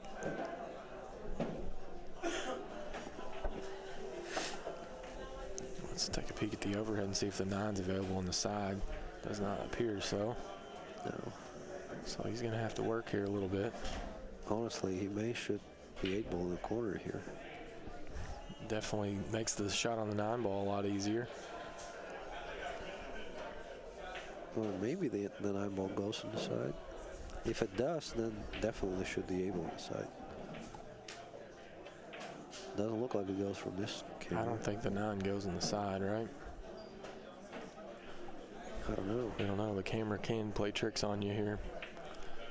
But I'm kind of like you. Might want to look at the top left corner for the 8 ball here. A little tougher shot, but less travel with the cue ball. Hit it with inside. Really good shot. Well, he has a bank now. Got pretty fortunate there. That's what I was thinking earlier. You can play position for that bank too. That's not a bad option. That table was making really short earlier. Yeah, that's not typical with a red label. No, not with new cloth either. Nice shot there. One away from claiming the 6th rack here. Taking a commanding 5-1 lead. We are alternating the break here in a race to 7, so 5-1 deficit. Very tough to overcome.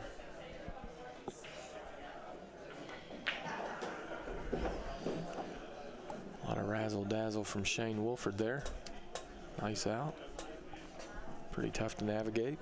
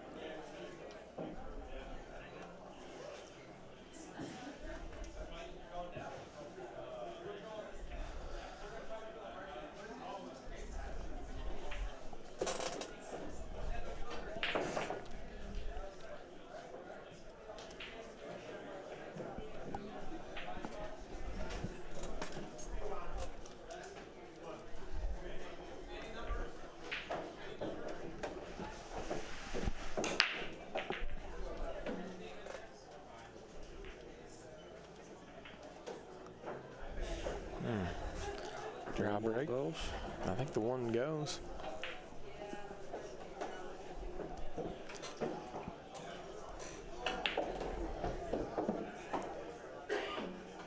He'll be playing with inside.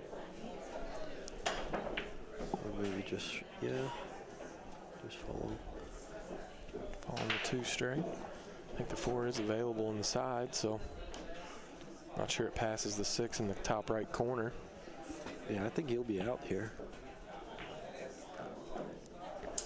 He's gonna have to put a nice stroke on this ball. Yeah, go back to the other half. He would have liked to either be a little straighter or have a little more angle than this. I think he might have to pound this. No, not really.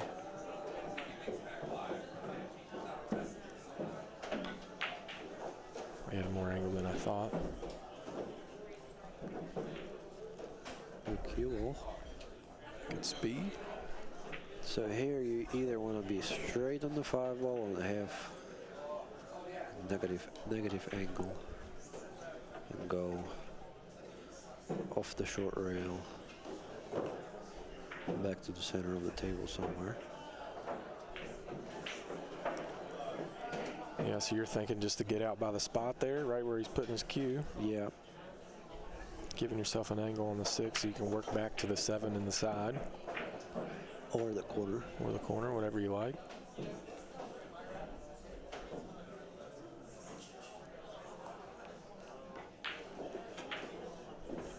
That's pretty good. I play the corner from here.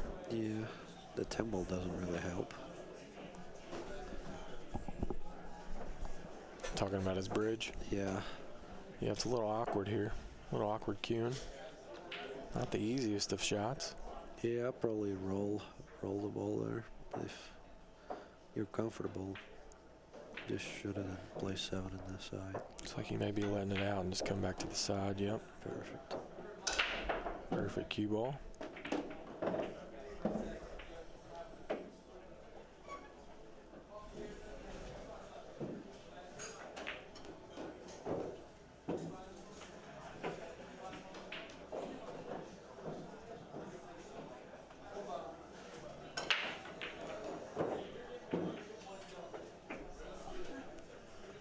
Looking to get him on the hill here. Keep looking over and seeing a lot of Warren. Yeah, I don't think Warren's going to lose that match.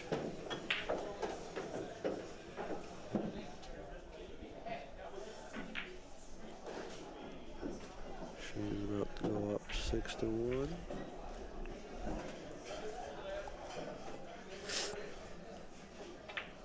Roberto Gomez just broke dry against BJ Usry.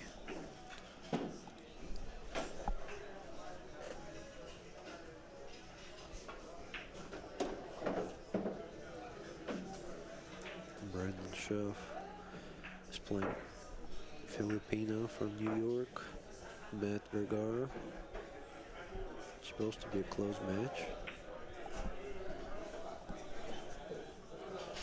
Matt played pretty good at Super Billiard Expo, beat Darren Appleton and a couple of other pros.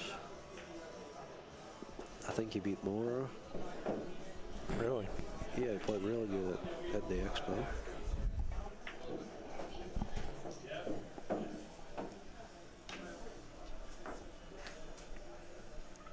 All right. Shane breaking on the hill here. Looking to close this match out.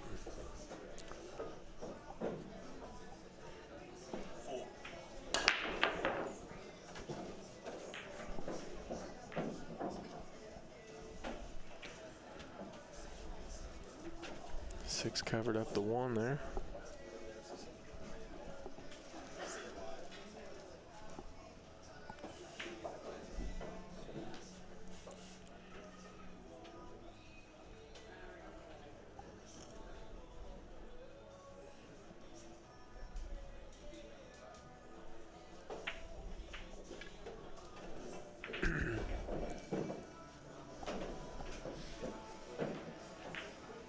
Oh, cue ball. Too much English.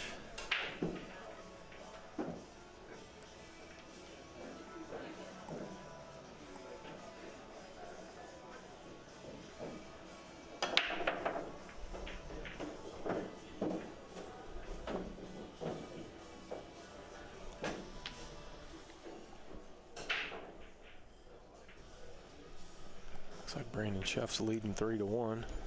Yeah. Good broke the balls. He's playing good. Brandon, yeah. Yeah. I watched him earlier, yeah. He's playing with a snooker cue, I think, or something like that. Definitely has a black ferrule. A really thin-looking shaft. Close to 11 millimeter, I'm pretty sure.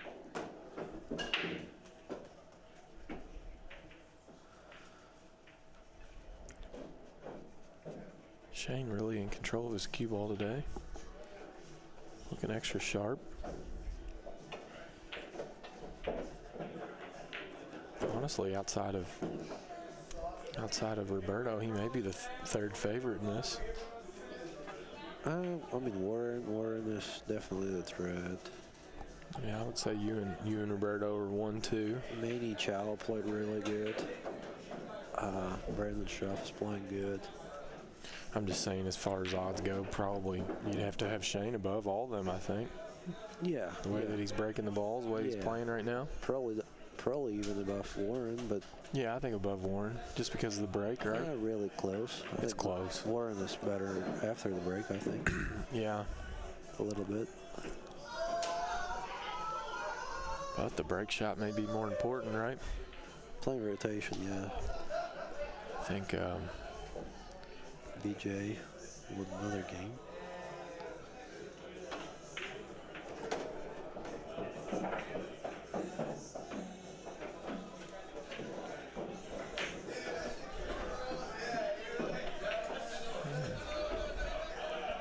three balls away from claiming a victory here.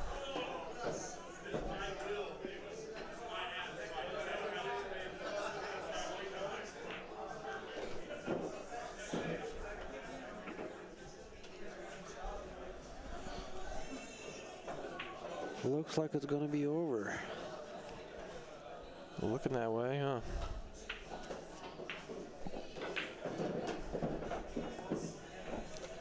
Shane Wolford. 7-1 victory here. Put himself in the final 16. Yep. Just like that. And with that, we're going to take a little break. We'll be back and give us a little bit of time to figure out who's going to be playing next. Yeah, Keep Roberto. checking back in with us. I think it's going to probably be the loser of the Roberto match versus Jeremy Sosi, but depending upon what the score is over there, we'll see. So stay tuned. We're going to take a quick break here. As soon as we get word of the next match, we'll be back to you.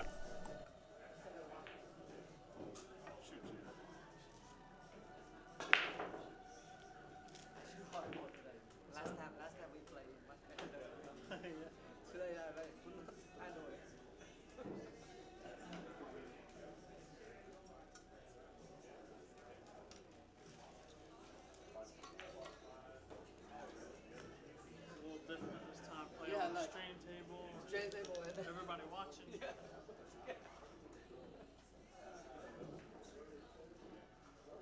What tip do you have on your breech there? The stock one? Yeah, that's what comes on it. I'm pretty sure. Pound, whatever it is. Nice shoot.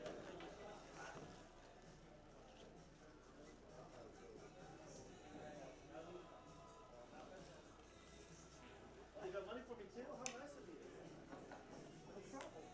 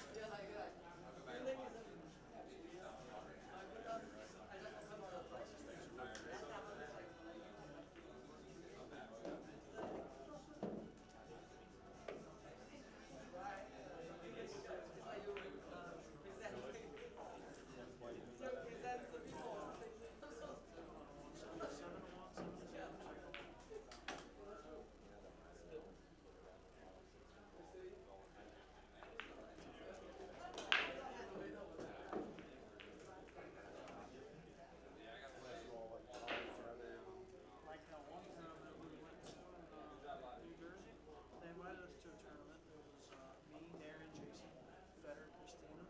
They put us all right together to start flying. Let's see if I can find.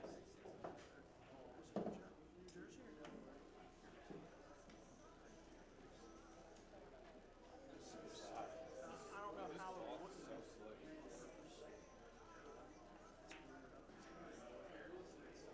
This is loose and loose now ever since the factory. It's bad. Looks like LA. No, it's not. It's Yeah. just Sonoma's. Did they put it on upside down? No, where they're Completely different cloth. where they're factory flooded, they said that they don't have the machine to like shave it. I guess. Yeah, it's hairy. Yeah, it's not because they were at the expo. They were like that too in the pro room. The front parts. But that's what it looks like. Sick. You love it. You're right, I do. You love it. Did you sign the shirt that Hannah made?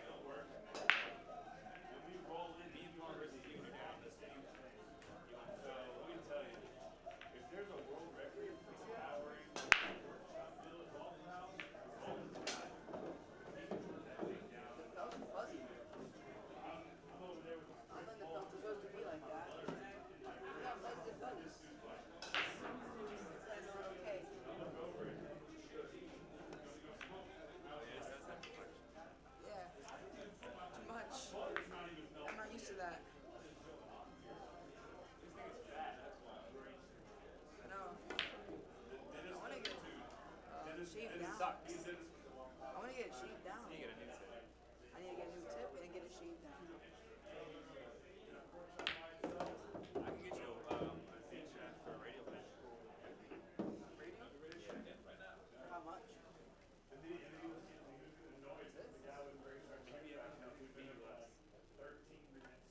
I do.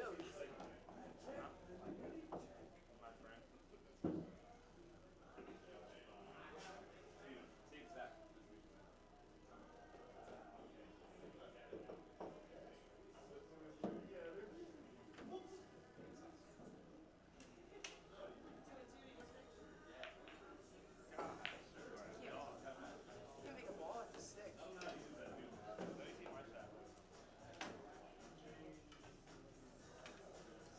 Try this shaft. What shot?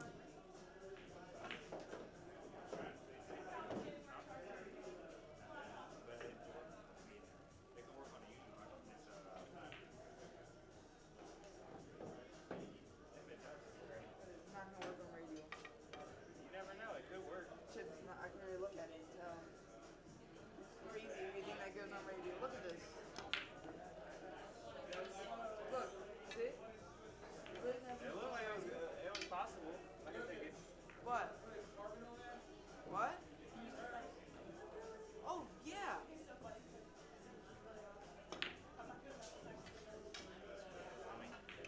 Let's leave it on the table. Oh, you shoot it when it's on the table. What?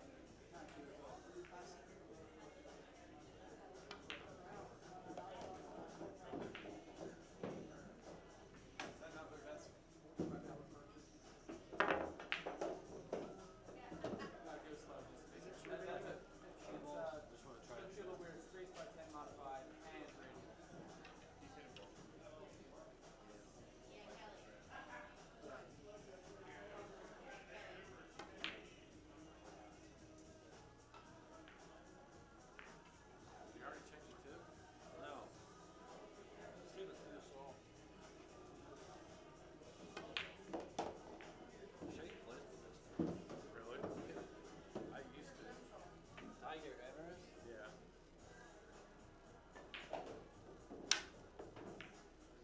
Shit. It's a lot of spin.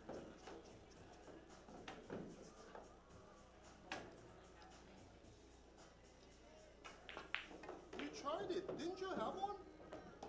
I just had a regular. Oh, 29 inch. Yeah. I like that one. I just want to change the taper. I don't like my taper.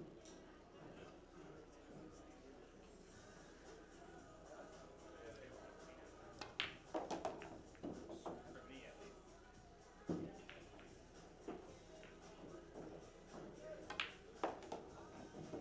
Definitely like the rest. Less deflection. Yeah. Huh? You've got a 30 inch 11.8.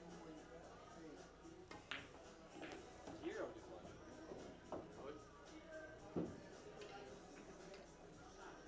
It's kind of like Z.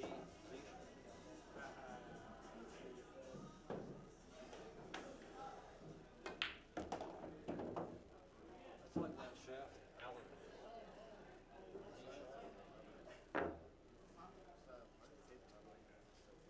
I'm gonna change the tip.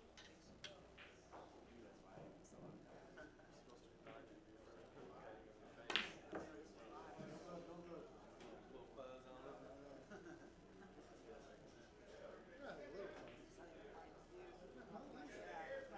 Yeah, a little. I'm noticing Simona's do that. It's upside down. Tell me. Really? It's upside down. Business around here? No. What's up? Oh, yeah, he's still here. My son? Oh, Carter, he's gone. He left? They were trying to gamble. They were looking for action. No. I told him to go to the street lights or the breakers if you wanted to go try to find some kind of action. We were using the table to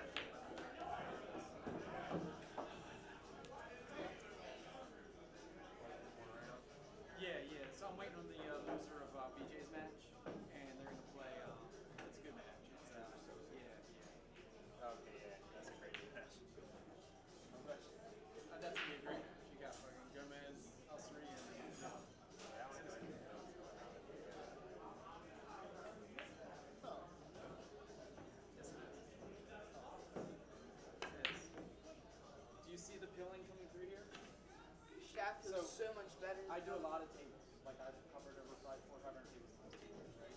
When the filling is coming through the bottom side, of any Wolford belt, it's going to be a 70-30 or 80-20 blend of nylon and wool, and that's the wool coming to the back side. The other side of it's should see over there. Or it's just a much cheaper material like a Simonis 720. So what's that? It's not 820. I'm going to promise you right now. Take it from me. That's not 820 if it is, it's the back side of 820. You'll never see any filling coming through 820, 860 or 860 jar.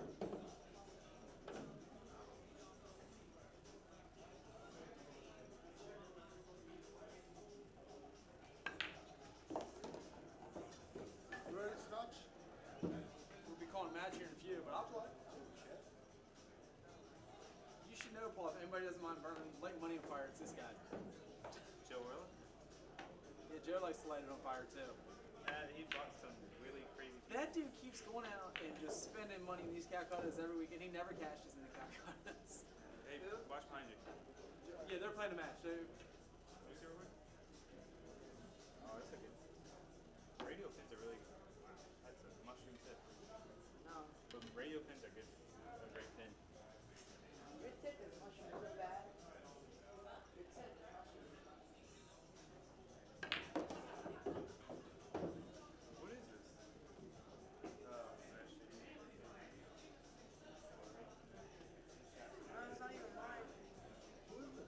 Eyes. Oh, not the butt? No.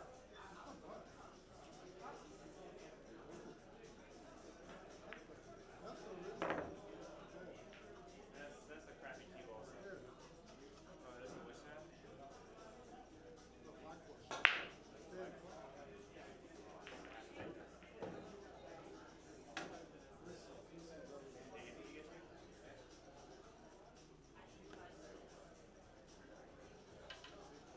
Things mushroom.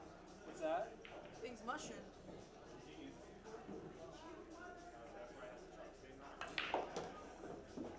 Give me my key for a couple weeks in case you make it like this. I like mine like the chart.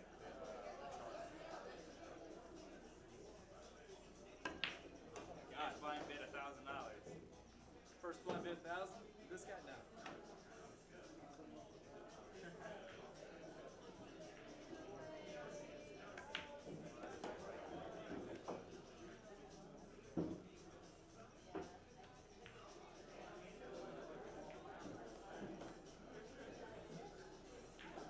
Is it deflection? No deflection.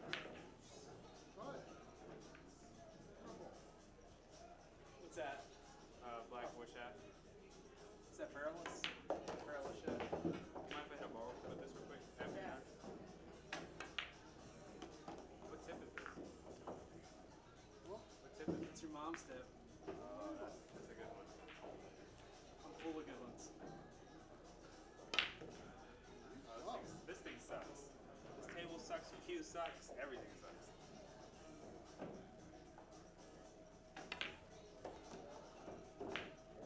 I think I win a tournament with this.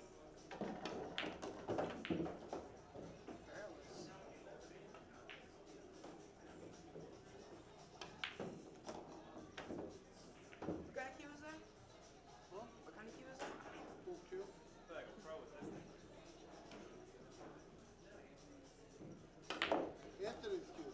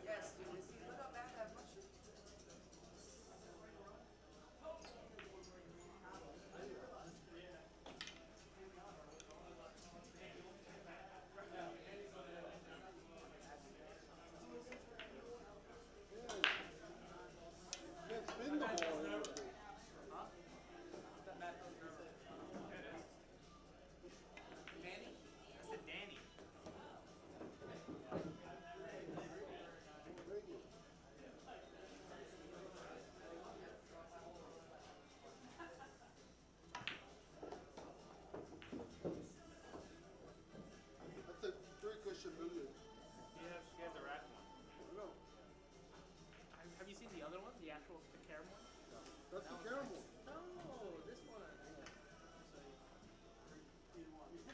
Oh, the limited edition one, butterfly only. Not the one Christina has? This one. I don't know why I took such a terrible photo.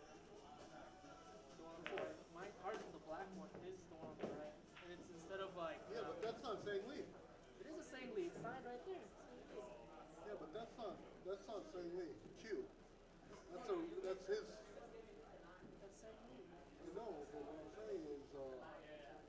They made. Oh no, yeah, Yeah, they made that's Ira's Q. That's Iris? Who's Ira? Ira Lee? The guy who distributes. Oh, that's where you did it? The guy who had this one, his name was Justin. They're really nice.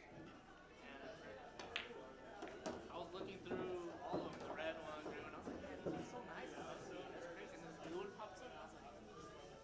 I was like, I had to find it. I searched for like 3 different. I looked for the red one, but that one was already gone. And I was like, this one's good. I have to get it. The only person who has the black one is Tom Medina who did this rap.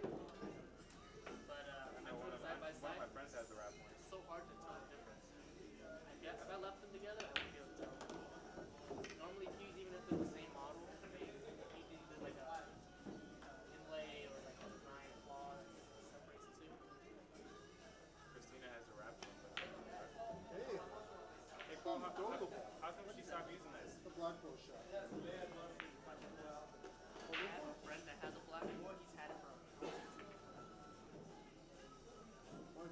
The guy who made this drinks for us. that's crazy. They got that old school. No, he converted that for me. It's a tightless. It's a tightless conversion. You made the shaft too? Yeah. That's it. He works for Black. Make this with this cue. Ferrol shaft on? No. Low deflection? Pretty low. It's different than a reload.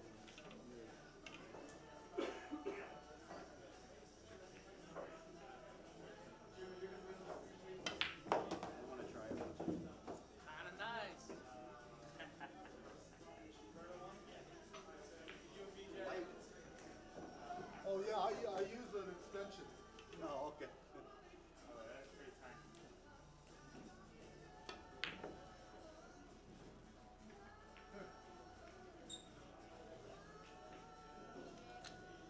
Yeah, I don't like the light either.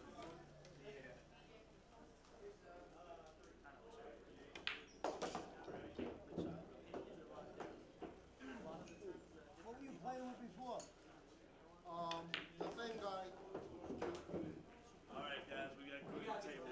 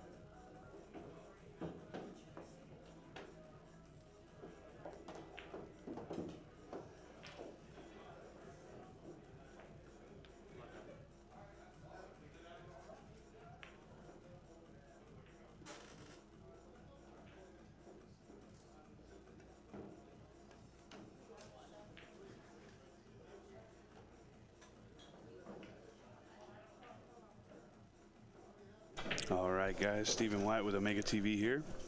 And I've got Mr. Kenny Nguyen in the building. Kenny, are you still in? No, I just lost to Brian Deska. Brian Deska? He's a good player, huh? Yeah, he's a very strong look. I've been hearing nothing but good things about him all week. You can't tell if he's winning, losing, hungry, tired, nothing. Dude is just stone cold. It's been, I mean, this has been a pretty grueling event.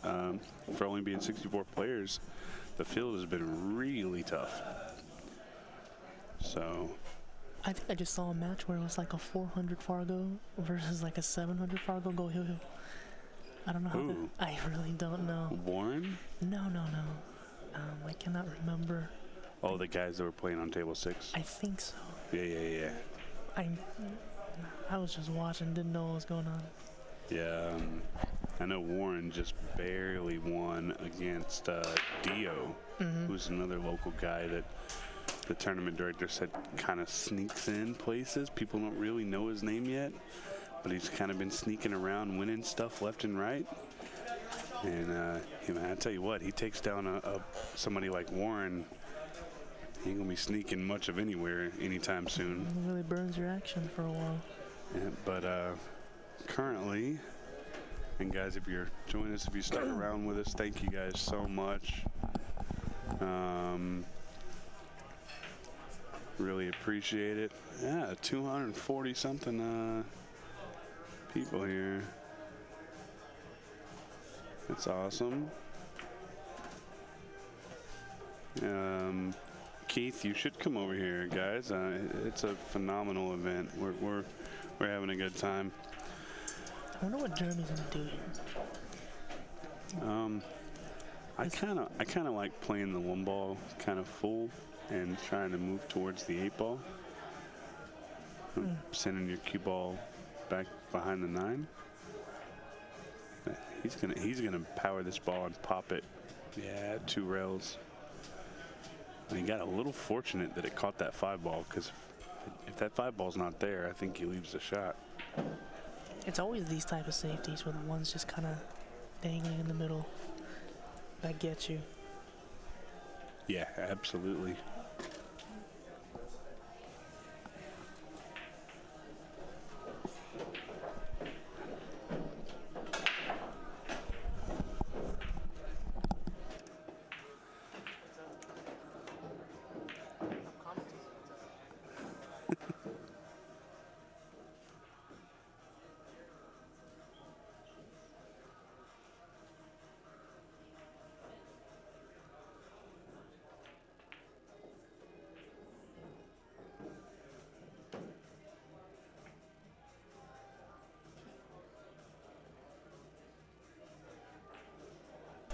And Ken Nguyen stepping out, so thanks, Ken. I think you're taking Roberto back to La La Land, yeah? Yeah, you gotta make sure he sleeps. He's in the last 16. He's doing good.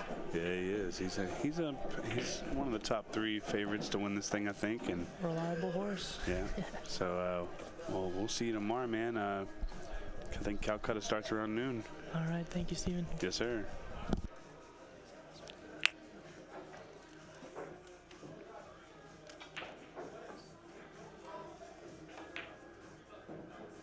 Oh, look at that shot by Jeremy. Oh, and he yeah, and BJ's already telling him. He said, go right ahead. You can shoot that, because I don't want anything to do with it.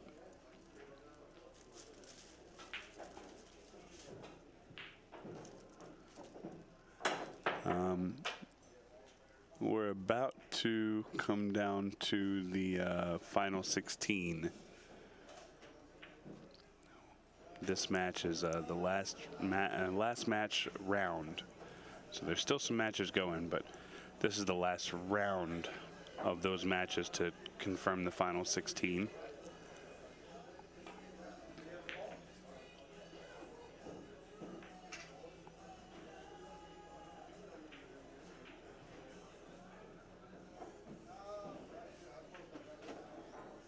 So there'll be 8 players on the winners, 8 players on the losers. I can go ahead and tell you who the 8 on the winners are, guys. Scroll back up here. So it looks like Fetter, Warren, Greg McAndrews, Manny Chow, Roberto Gomez, Shane Wolford, and then we're waiting on some winners. So right next to me, and I don't want to talk too loud, right next to me is Brandon Schuff and Met Vergara. Hope I didn't butcher that name. And then looks like 2 tables down, we've got a Roger Halder and Chris Hansen.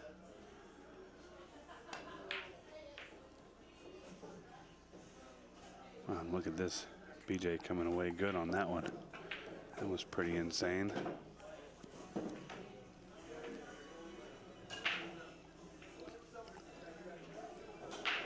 And then we've got some loser side matches going as well.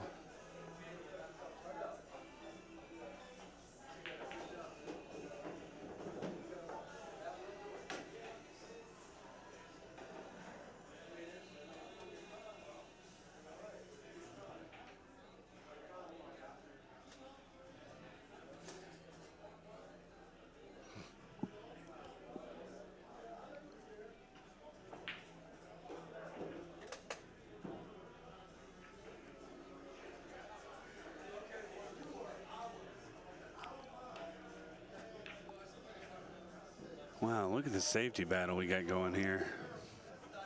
This has been pretty good so far. BJ coming to the table here with a tough shot on the 1-3.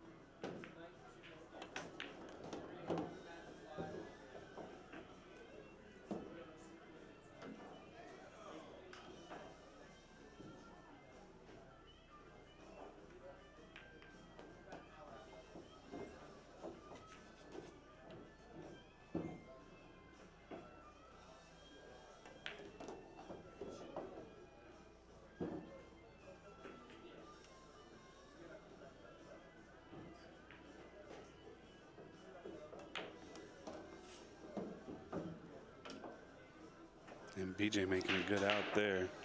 So she's going to give it to him.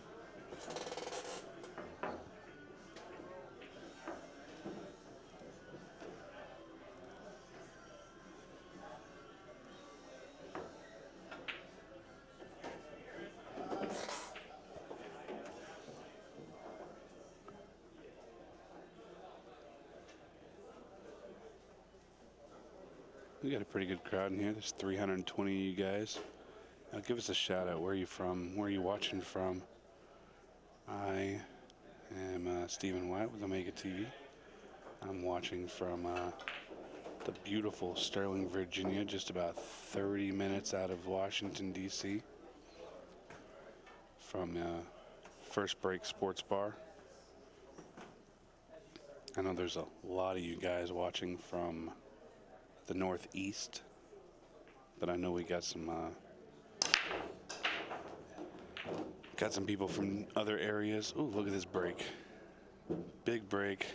One ball doesn't really have a great spot. Rick Glasscock from Sterling, Virginia. Are you in the building, Rick?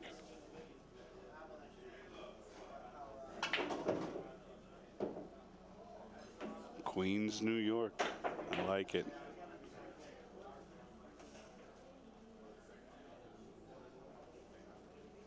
I don't know what he's going to do with this one ball here. I'm almost thinking he might, I mean, he could clip the 1 and try and get the cue ball behind the 7-2, but if you miss, it's going to put the cue ball, or it's going to put the 1-3 combo pretty much dead. Mr. Jason Shearman out there.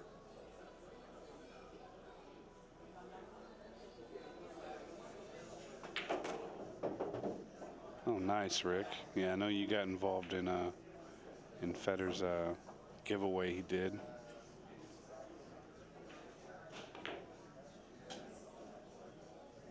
Let me catch up on these. So Flip is watching from Mims, Florida. Mike is watching from Baltimore.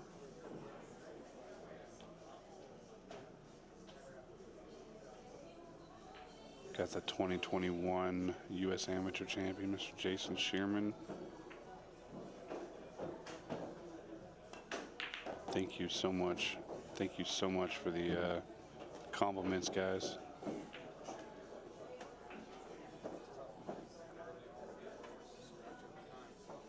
Oh, nice, Ryan. Good luck tomorrow. Some of those regionals events can be a grind. Brian watching from Philly. Tim, how are you related to Dylan? I recognize the name. Hampton, VA, says Gary. Will Smith says Sarasota. Glad you guys are all watching in here. Uh-oh.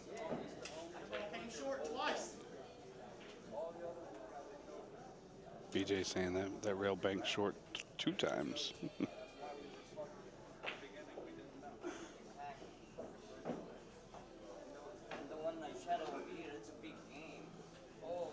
And it looks like Brandon Schuff just won, so he'll be moving on to the final day. Okay, Tim. Yeah. Dylan. See, Dylan is playing Nguyen right now. Where are they playing? Oh, they're playing right here on the side view. So in between breaks, I'll move over to that side view real quick. Give me just a second, guys.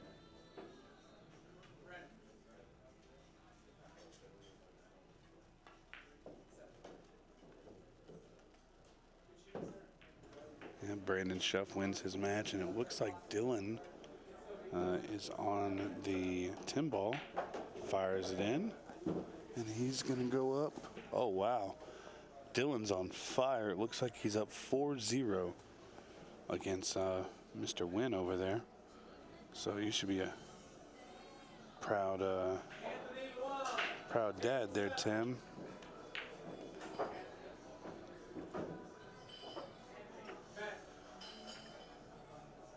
Washington State in-house. Yeah, Rick Schuff has been playing really well. In fact, I was talking about that a minute ago.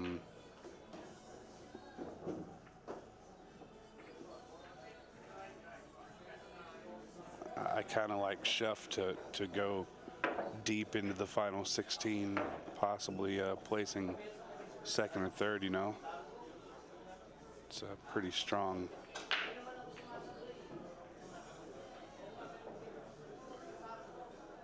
Pretty strong payouts for that high up. I think first place is about 5,300.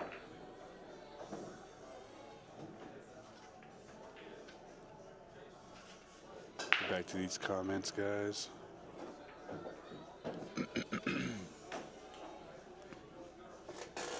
And real quick, get this scoreboard updated. Sorry, guys, I'm slacking. It's been a long day. We got here at 9:30 this morning. Well, I got here about 9.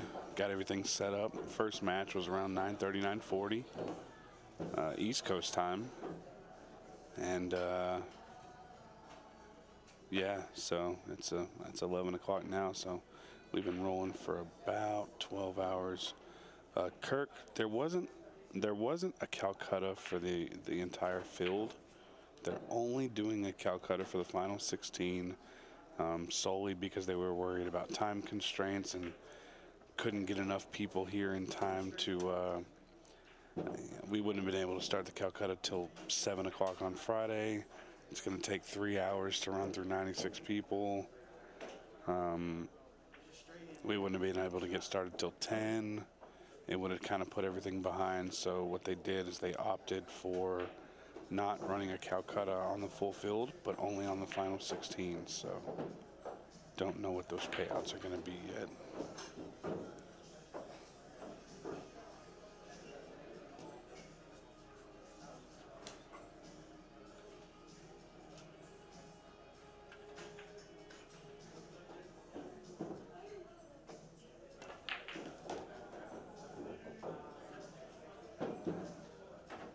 Yeah, some of the template racks are tougher than others. I think the AccuRack is a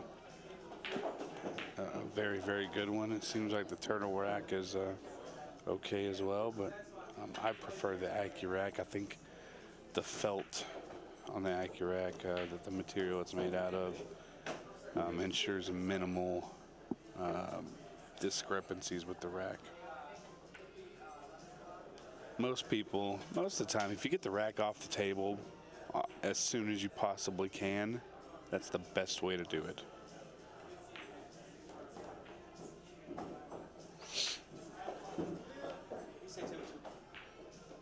I think that solves most of the issues. BJ spears that one in.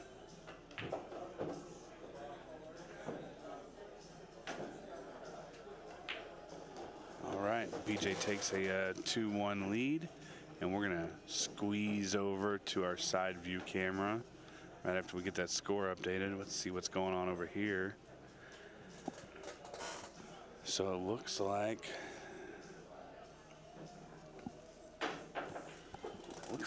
Dylan is at 5-0. I thought it was 5-0 before. We'll see what happens when the bead gets moved.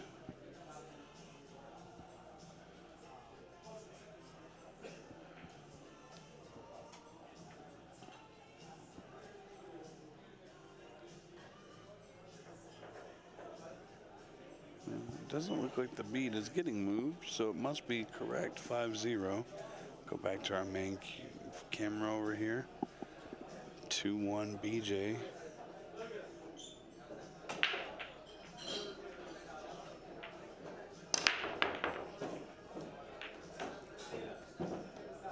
Oh wow, look at this break. Jeremy hit an absolute monster. There's not a single ball in the racking kitchen. It's a monster break. I'm not sure if the 2-ball passes the 7. I've kind of got a view right down the lane here, and I don't think it goes. It's going to be a tough one.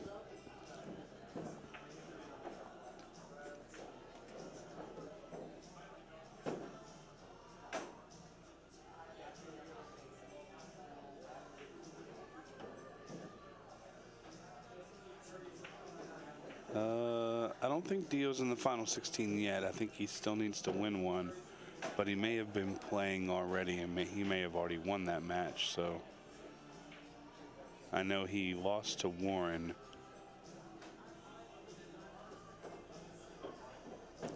Yeah, I don't know if it's a perfect break. I think the 2-ball not passing puts a damper on things. Joseph, masks are not required, but obviously the players, if they choose to wear one, it's completely on them. I actually think these two gentlemen are the only two kind of wearing a mask in here, which is completely okay for them to choose to do so. Okay, Tim, he did win. Okay, great. So yeah, Dio, I hope we get a chance to see him on stream tomorrow. He is a really good player. Took Warren Kiamko to the hill. In fact, Warren was down something like 4-1 and then maybe 6-3. And Warren was able to come back. Shows you what kind of a grinder Warren is, but anybody who can get to the hill on Kiamko is pretty strong. Give up ball in hand here. I don't think it's a terrible ordeal to give up ball in hand. He might be going for the 3 foul. Put this behind the 3 ball.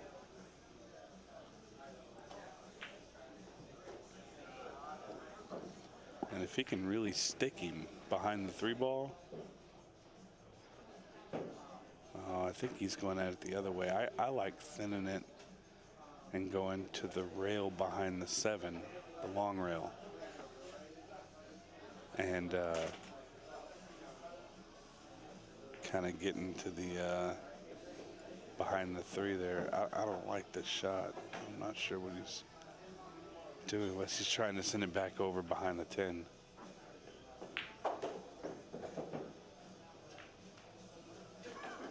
Did he miss the entire ball? He did. He missed the entire ball. Wow. Wolf's Den Billiards is watching. What's up? Honey Q's watching. Thank you guys so much for tuning in. Again, this is getting down to the nitty gritty. Uh-oh. Now look what BJ's doing here. BJ's going to give him a taste of his own medicine.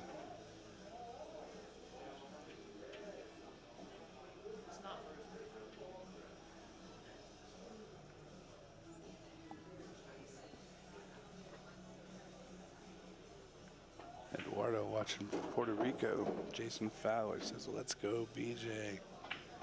Ussery, man, he's a different kind of grind. He has absolutely no quit. He wears his heart on his sleeve.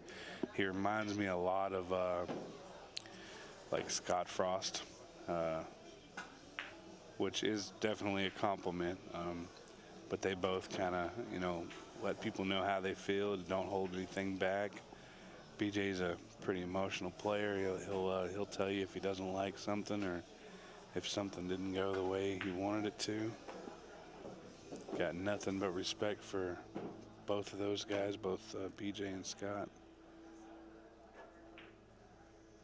A little brush on the 10. I think we're about to see another.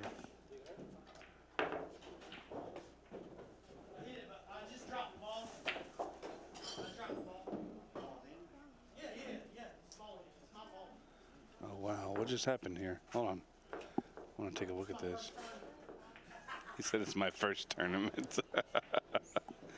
Let's look at this real quick. He picked up the ball and he tapped it. He did. And he called it on himself.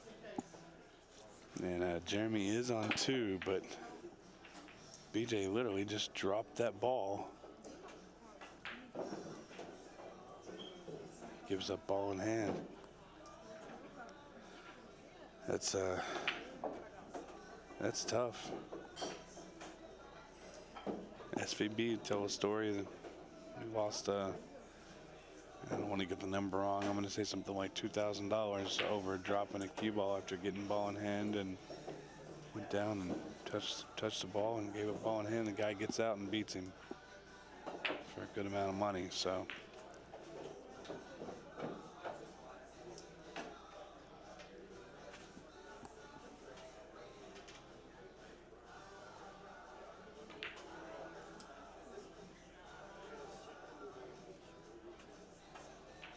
Oh, now look at this.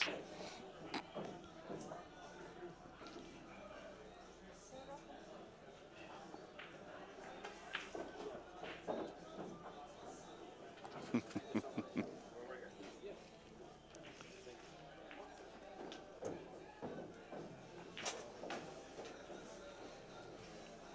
some commentary?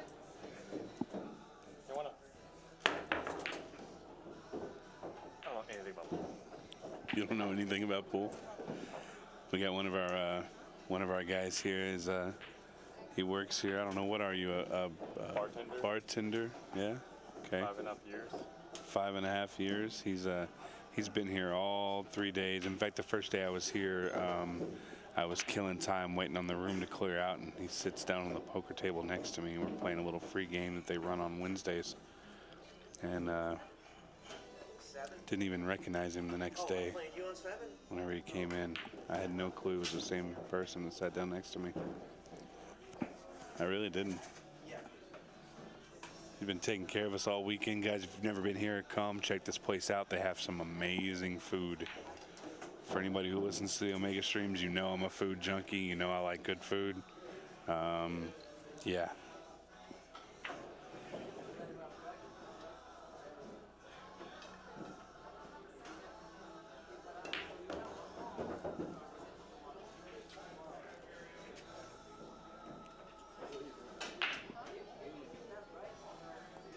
And somehow, after dropping that cue ball and giving up ball in hand, BJ's going to go up 3-0.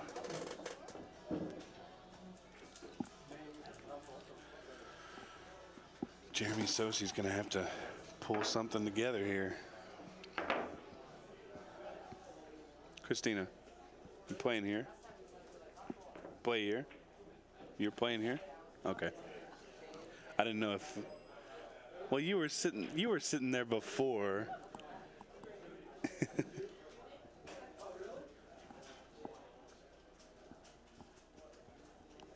Christina Takash playing on the table right next to the booth.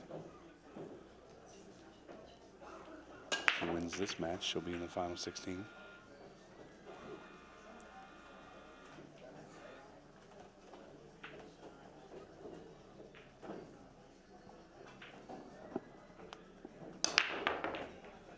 Big break here. See, that 2 ball was headed 4 rail, or yeah, 3 rails, but kind of ends up in a weird spot.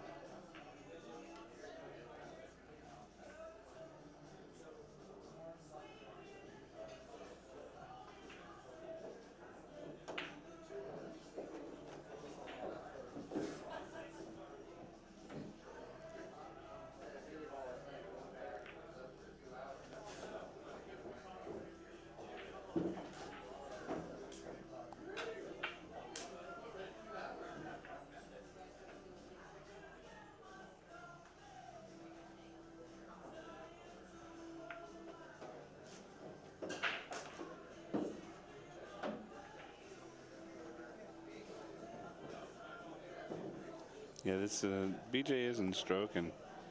Unfortunately, Jeremy's not playing his best pool. I know he's capable of a lot better.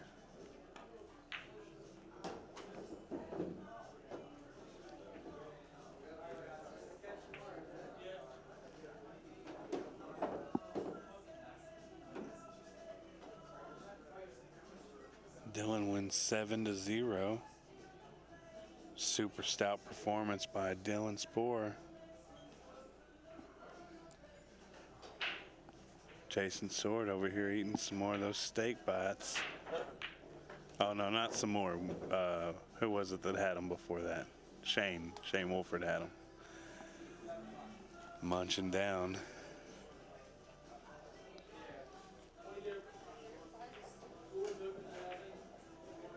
He's over here sweating Christina. Try some of these steak bites.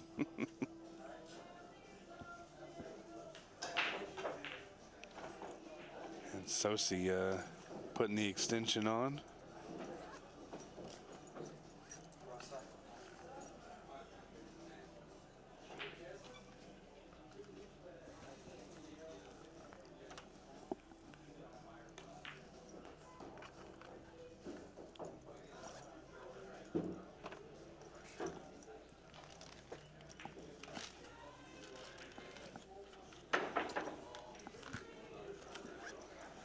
Somebody's over here making a mess on my booth and just throwing all their trash everywhere.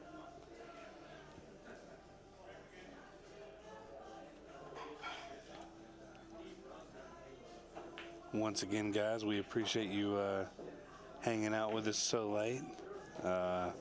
281 viewers right now, sweating the last match of the night.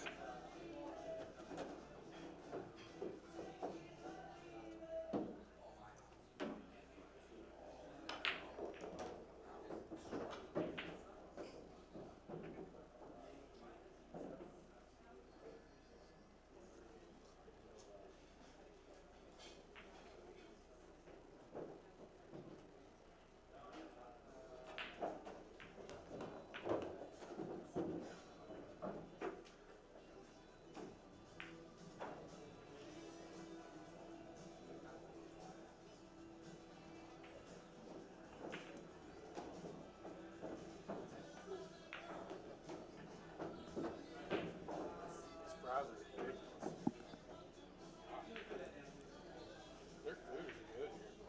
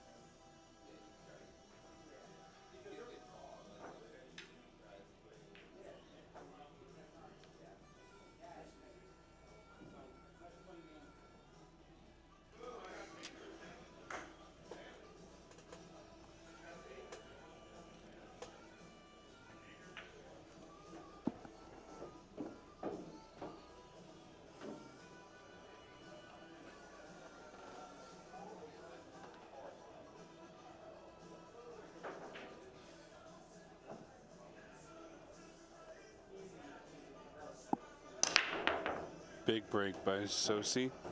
Gets a little kiss on the cue ball. 9 ball down. Oh, watch the 5. Okay, this is workable. He doesn't have the best layout in the world, but it's definitely workable. I kind of like playing the 1 ball with a little bit of top English and running into the 2 ball lightly, getting it moving towards the pocket, just kind of push it out and create a spot. Brad, I'll answer that question in just a second.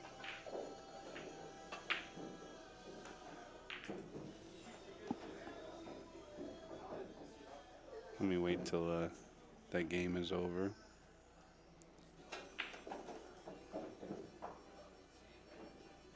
If you get to kind of see where my booth is, you'd understand why I'm basically in direct earshot of both players. I don't want to shark anybody. Still the first game. Christina just missed an 8 ball. Tough 8 ball, tough cut.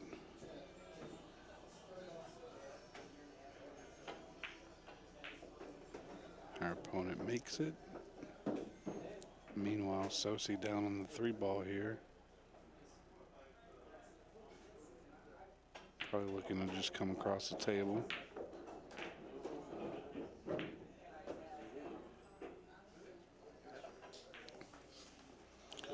And her opponent misses the 9-ball, so Christina Tkach, the Russian cupcake, looking to make this 9-ball, pot the 10, and get on the board first. And BJ is just gonna give him the game right there. I'm not gonna say it's not a smart decision or anything, but I've always been not a huge fan of giving up anything. I've seen the best players in the world get a bad skid or something weird happens, so I always let everybody shoot everything, and plus it avoids that whole "are you gonna give it to me or not" thing.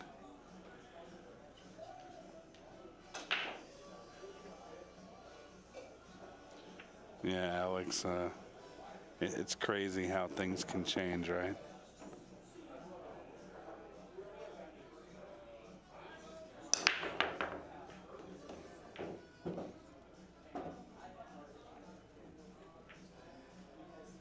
Let me kill this ticker, guys.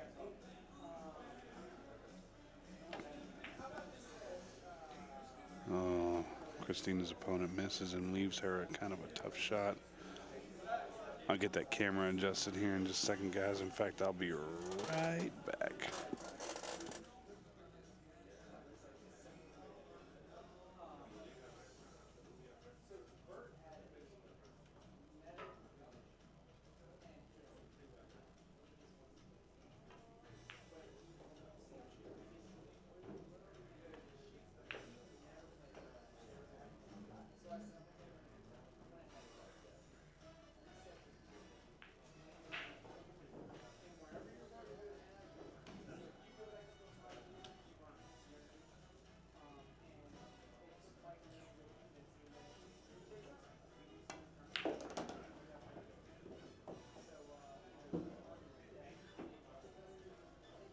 While I'm gone, BJ makes a good shot.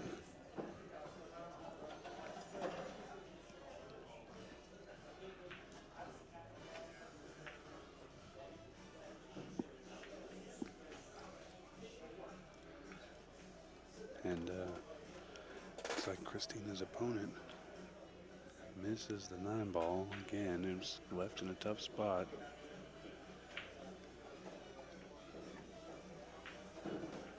Christina sinks the 9, and her opponent gives it to her. So the score there is Christina 1, and her opponent, who I'm lost on his name. If somebody could do me a favor, look at the bracket for me, and tell me what this gentleman's name is, that would be grateful. Yeah, Brad. Brad Kaiser. At the Omega Diamond Open in South Carolina, I was calling Fetter, the Russian Nightmare. And when I was doing the announcements, that's how I was announcing him in the arena. And when it came time for Christina to play in the oh, thanks guys, I appreciate it. She's playing Roger Halder. Hope I said that name right. When it came time for Christina to play in the arena, I'm waiting for the commercials to run, and got the microphone in my hand, and I lean over and I said, "Do you have a nickname?" She goes, "No." And she goes, I said, "Can I give you one?" And she goes, "Yeah." So I announced her as the Russian Cupcake, and I'm hoping it sticks. I'm not going to tell you what Fetter told me to call her, but so that's what I've called her ever since. Ever since October, I guess. To me, he's the Russian Nightmare, and she's the Russian Cupcake.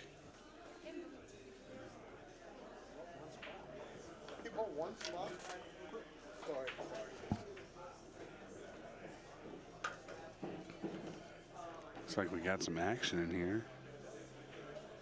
We got 350 on BJ.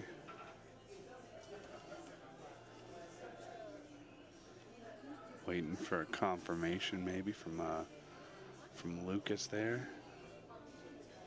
Lucas Werner, if you're still in the chat.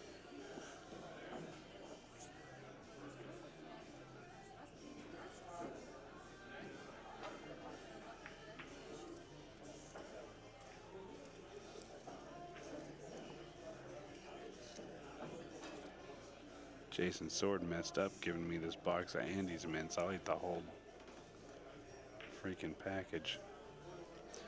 Ooh, and Sosi plays a good leave there.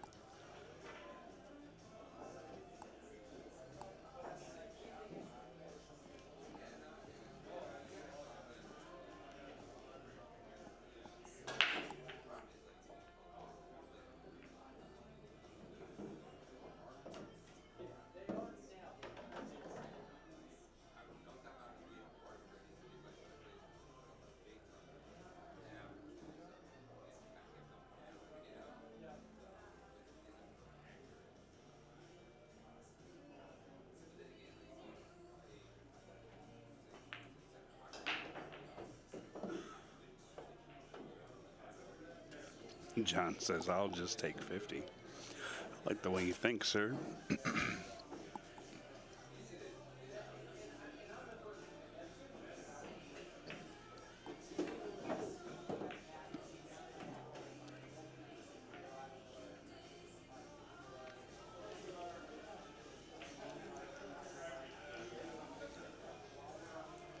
We got a little bit of a safety battle back and forth here, and Jeremy just got tough with left with a really tough shot.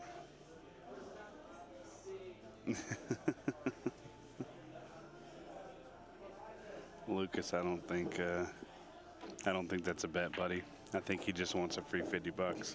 I don't think he wants to take either player in this.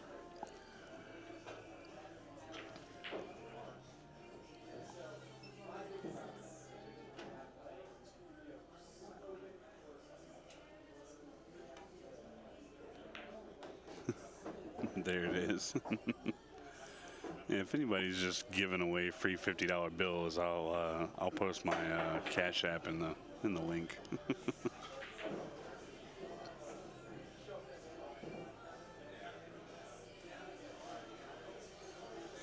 And guys, don't forget, next week we got Chip and Tony. That's in Austin, Texas. I'll be leaving here Monday morning. I'll make a stop back home in between here and Austin. I live about 6 hours from there, 5 hours there.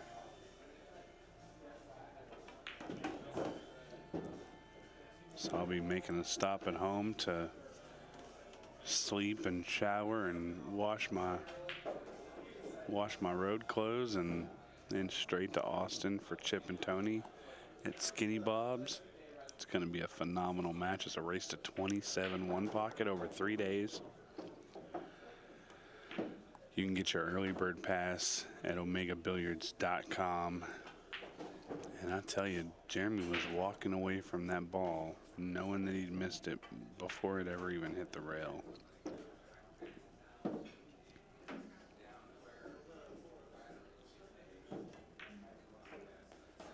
Behind the 10. Just get all the way behind it. VJ is probably one of the, I don't know, like he's the best in a sense. I don't ever want to wish bad luck on anybody, but he wears his feelings, he wears his emotions, and he's not afraid to make it known how he feels. So of course he's yelling at that cue ball to just get behind the 10, all the way behind it. He's something else.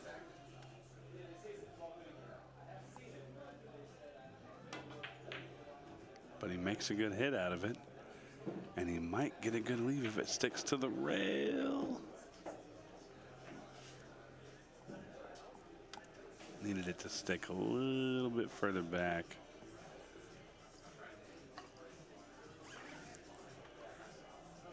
And we're going to glance over here in just a second.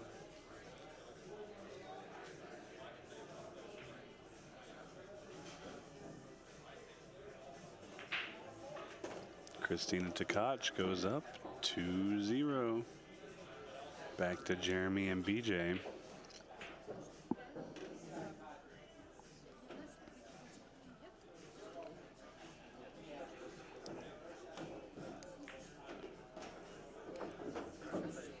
That was a really good shot by Jeremy there.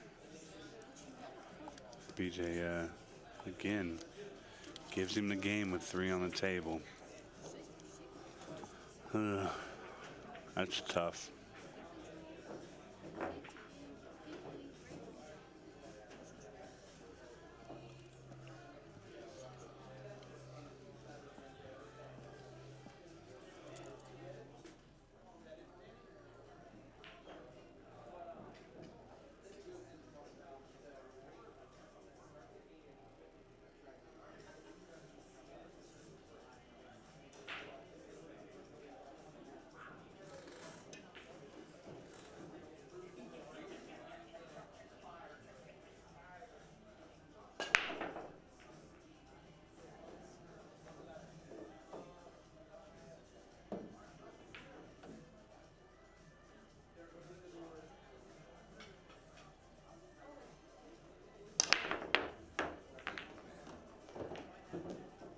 Uh-oh, you got a cue ball off the table there.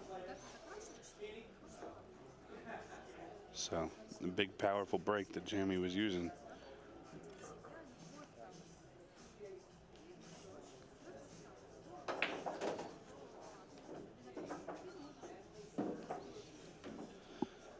Wait, what, John? BJ's wearing a mask.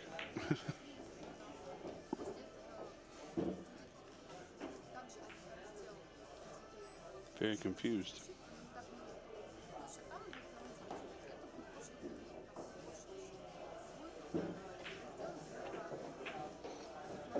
Tommy, the bracket's going to be at challenge.com. Rick Glasscock has been really good at posting that bracket. Rick, do you by chance have that bracket? Are you still in the chat? If you don't mind posting that link.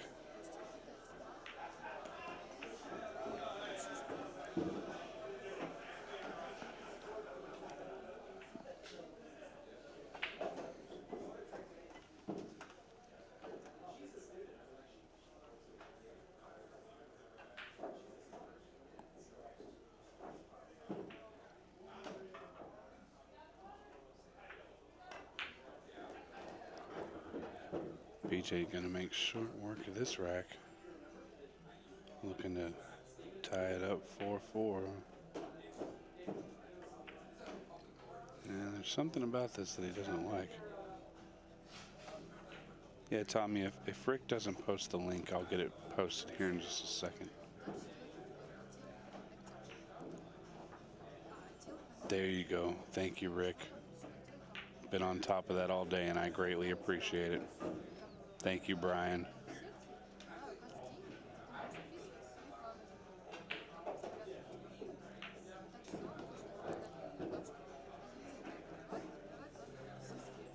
Jamie's making him shoot this 10 ball, and this is exactly it. This is why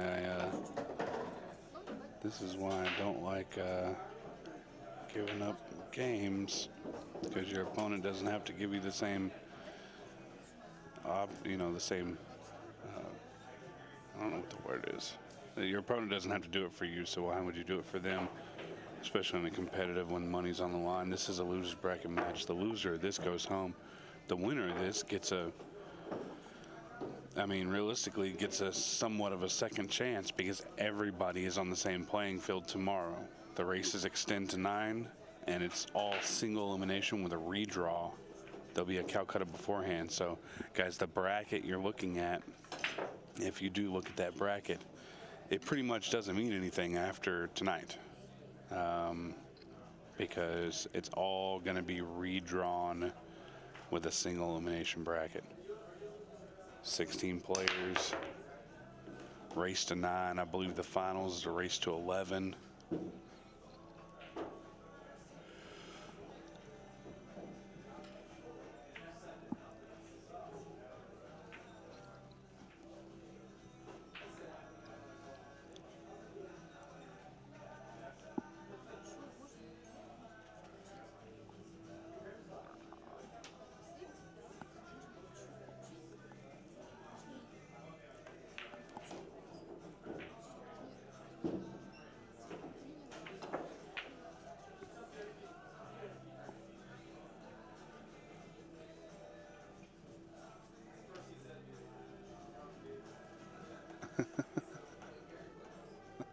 good, John.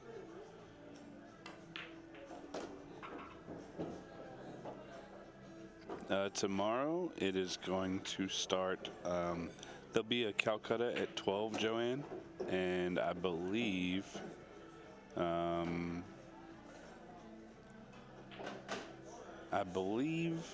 I'll be live for that. I'm not sure if I'll have to double check with our tournament director. I don't know if we'll live stream that part, but then we'll start as soon as that is done. We'll get the redraw done and we'll get matches going. Oh, and this ball just creeped up on that 10 ball. I think you can still see it.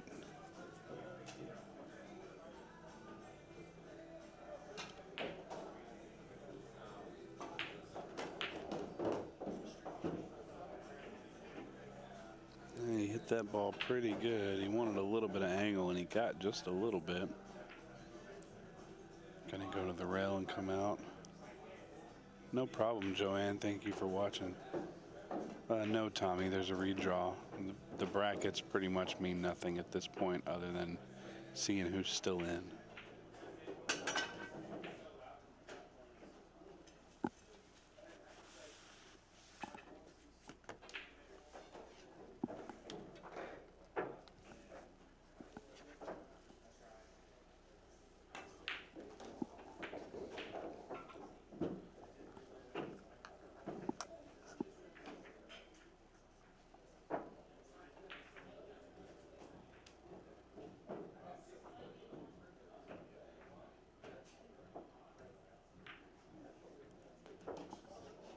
Looks like Christina. I miss Christina getting out on that rack, but the score is 3-0 Christina against Roger.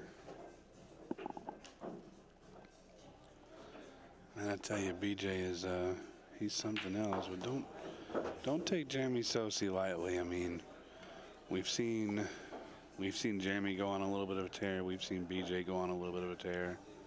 We've seen both of these guys already on the stream. And Jeremy took, I guess, what you could consider a bad beat or an upset in his first match on the stream. BJ played pretty well. Just this very last round, lost to Roberto Gomez. Yeah, I kind of agree with you. I think the match is a toss-up. I think if this was like, let's say, a race to 21 winner break, I think it's a completely different outcome. I don't think it's as much of a toss-up, but.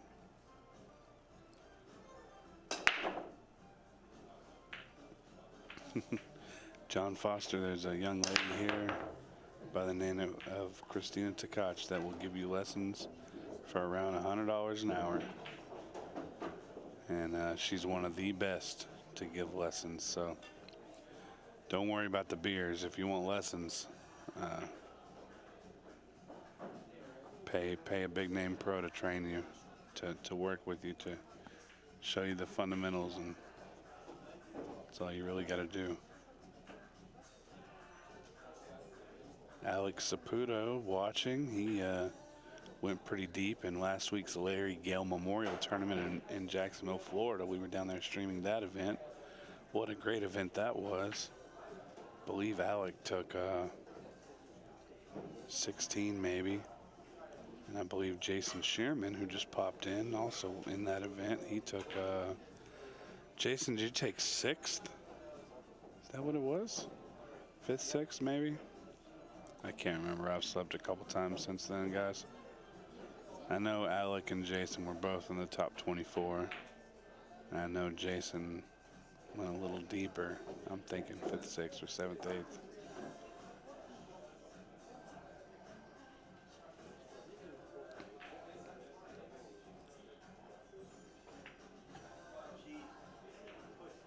Oh, okay. I'm sorry. 9th through 12th. Who did you lose to, Jason? Did you lose to Trenton White, or did you lose to Jeremy Jones?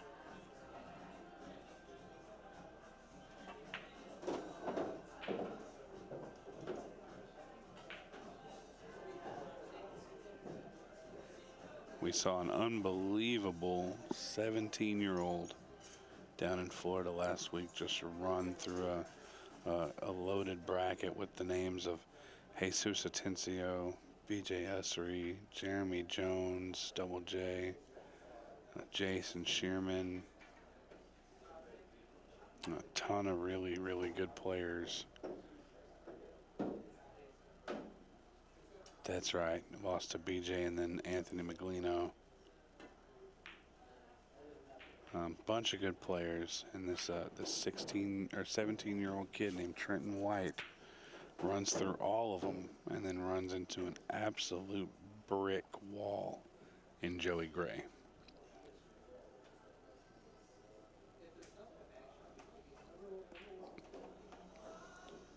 Yeah, Maglino was playing good in that as well.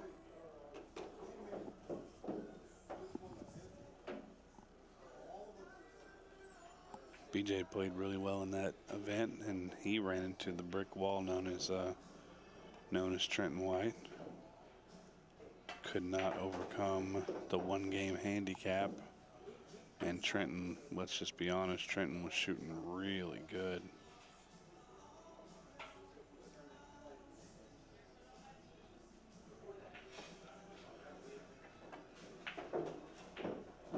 He did play lights out in that final.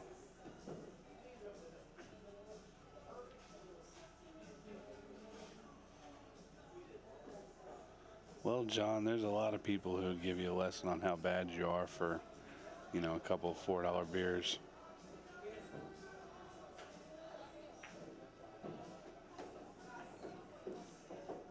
Is he going to try and swerve between these? This new felt is slick, and I'm not sure. Yes, this is live, Jimmy.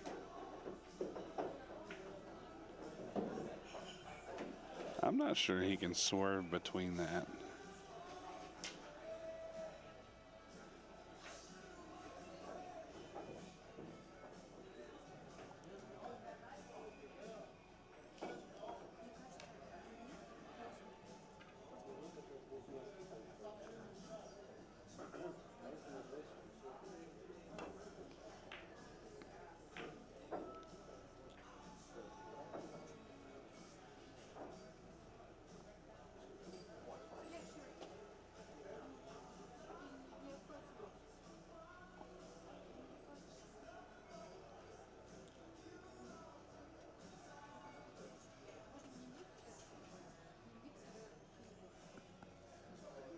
And Christina takes a 4-0 lead on the table right next to us.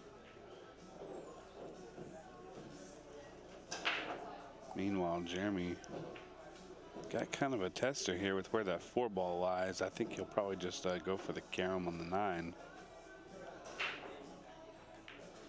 Anytime you're playing into one ball off of another, you never really know how that reaction is going to be.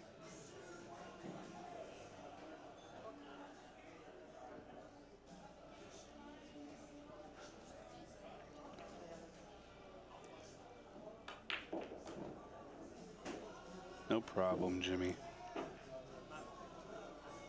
And yeah, he's definitely playing the carom. Just got to play it nice and easy. What that? Oh, he's putting bottom on this ball. Oh, he just kind of killed it. Killed the momentum with the cue ball, and that was a good shot. Got some BJ fans in the house.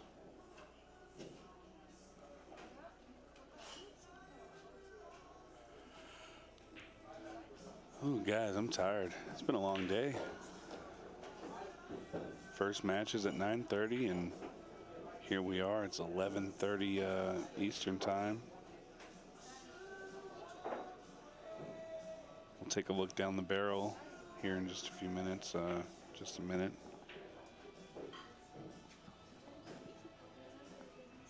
See what's going on in these other matches. I see Anthony Long, the owner of First Break Sports Bar. He's at the table. I also see Rafael Reyes playing against, I can't tell who that is. They're a long ways down there.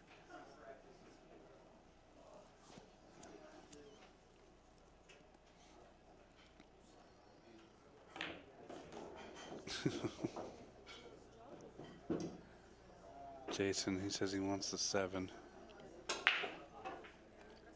And this is pretty routine. Just got to get the ball down there. And he does. And yeah, BJ's going to give it to him. Oh, no, he's not. Oh, yeah, he does.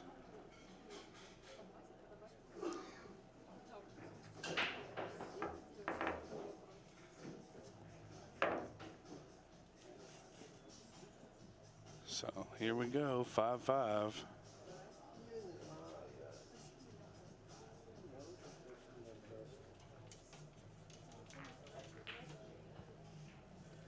Let's take a look here. Let's look at this next match over. This is Roger Halder. On the next table over is Warren Kiemko. And I think Warren here is just practicing. Uh-oh. Well, looks like Roger got a decent break. Able to make a ball. Let's go back to our main camera here, main table. Oh no, is this a dry break? Oh, that's brutal. This is a situation where you really cannot afford to break dry, especially against Jeremy Sosi. It's going to make it a really tough to win this. John Foster, yes. Jeremy's going to be wearing the red shirt, kind of maroonish, I guess. Not red, but more maroon. He's at the table right now wearing the, I guess the blue mask. They're kind of both wearing blue masks.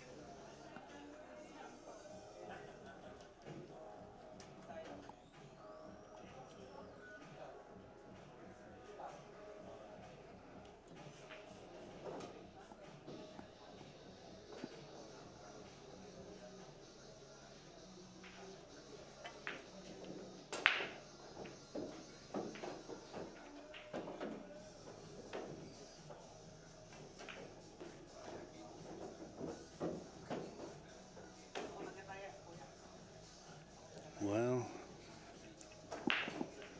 didn't really expect to see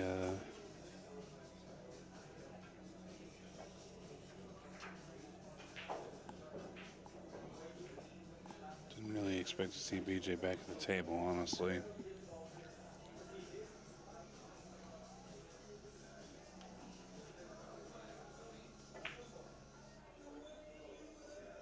Rob, there is a bracket online, but I'm just going to let you know, buddy.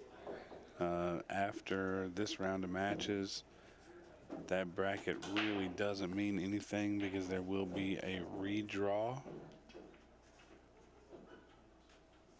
Kirk Overcash has the bracket right there. He just posted it, but again, all the matches that you see on there, especially on the winner's side, none of those matches are actually going to happen because there is a redraw first thing tomorrow morning. But if you want to see who's still left in it, you can go look at it there.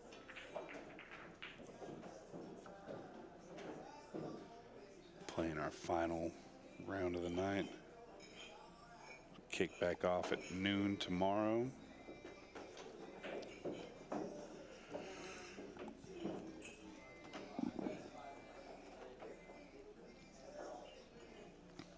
I just feel fortunate that my hotel room is 2.5 minutes from this place because it's definitely been a long day. BJ really sweetened that ball into the pocket.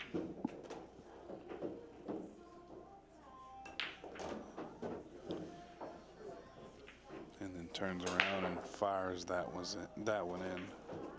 BJ's such a versatile player. He can touch the ball in, or he can, really zing it in, put some fire on it. And we won't see Jeremy giving up any racks for free. It's gonna make BJ shoot it. But here we are. BJ on the hill. And here's the big kicker is it's going to be Jeremy's break. So if Jeremy breaks and runs this rack, BJ will be breaking hill.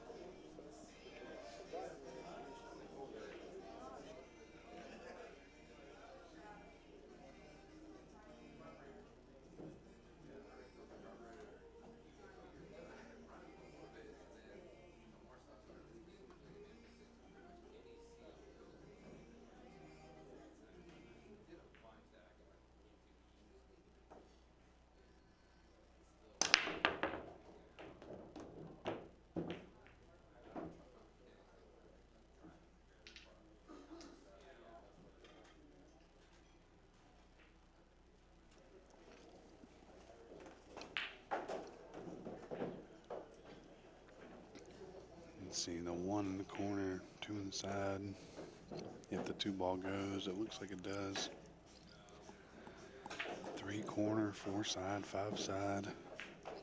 6 is a fielder's choice. Yeah, I mean, this rack is definitely runnable.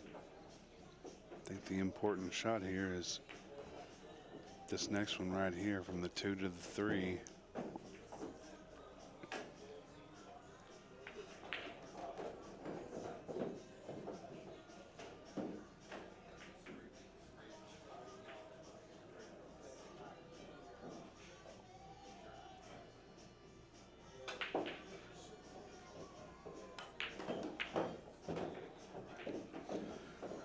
Ball like a dream.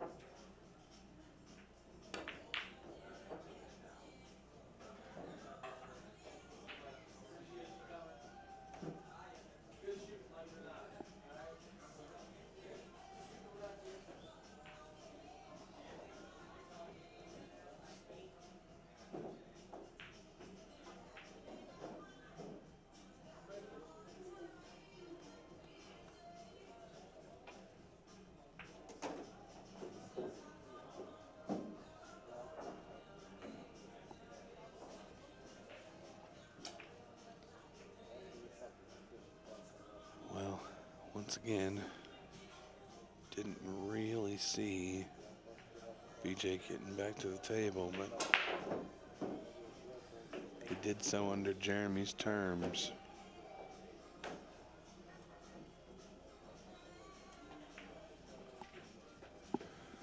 And an update on Christina and Roger. Roger draws first blood for himself, pulls a win there, 4-1. Christina leading.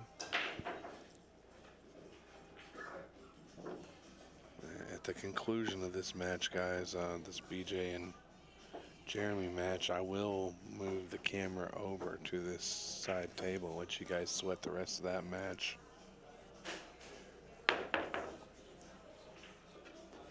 Oh, wow. Yeah. Can't get much better than that right there.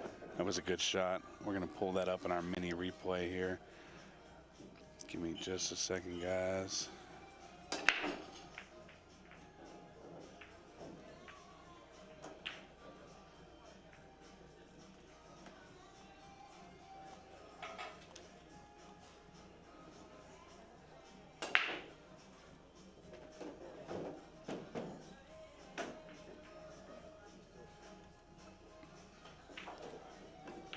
pull this up in our picture-in-picture. Look at this side table. Let you guys sweat the rest of that match.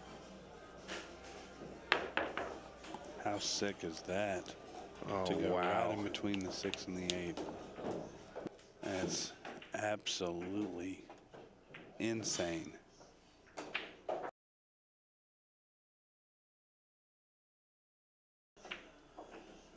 Move the camera over to this side table. Let you guys sweat the rest of that match. Time. Here we go. 3, 2, 1, pop. And just squeezes it in between. Wow. There. That's so sick. Yeah, that's right, Brad. We can watch the Russian cupcake play. Wow, what a crazy shot that was.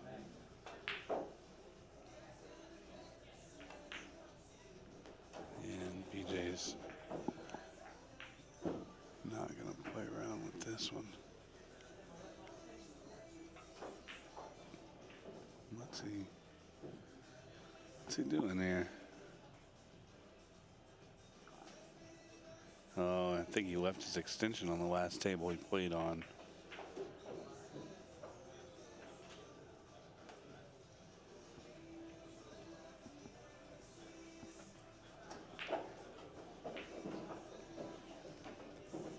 See our tournament directors over there in the top right-hand corner. A couple people sweating the late night action, watching this last match. Manny Chow there in the light blue shirt.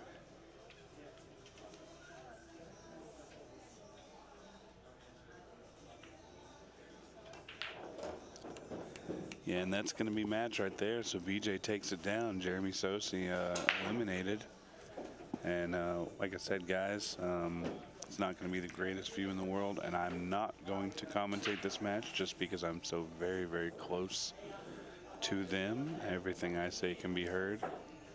So I'm going to move over to the side view camera and let you guys sweat it out over here.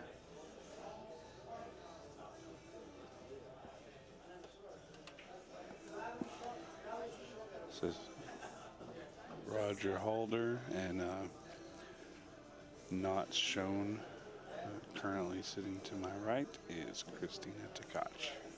So you guys enjoy. I'm going to take the headset off. This will be the last match of the night. Once this is over, we will cut the stream and we'll see you guys bright and early tomorrow at noon. I'll give a quick reminder before that, but yeah, you guys enjoy Christina and Roger.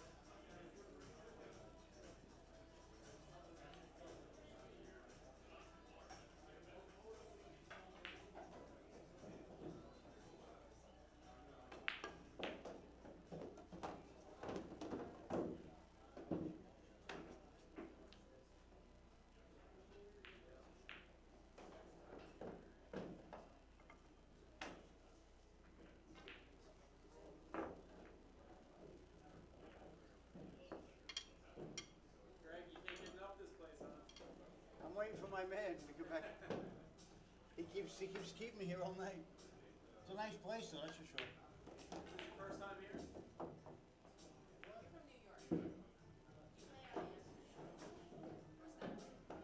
Skyline. But I'm in Amsterdam. You were correct about that.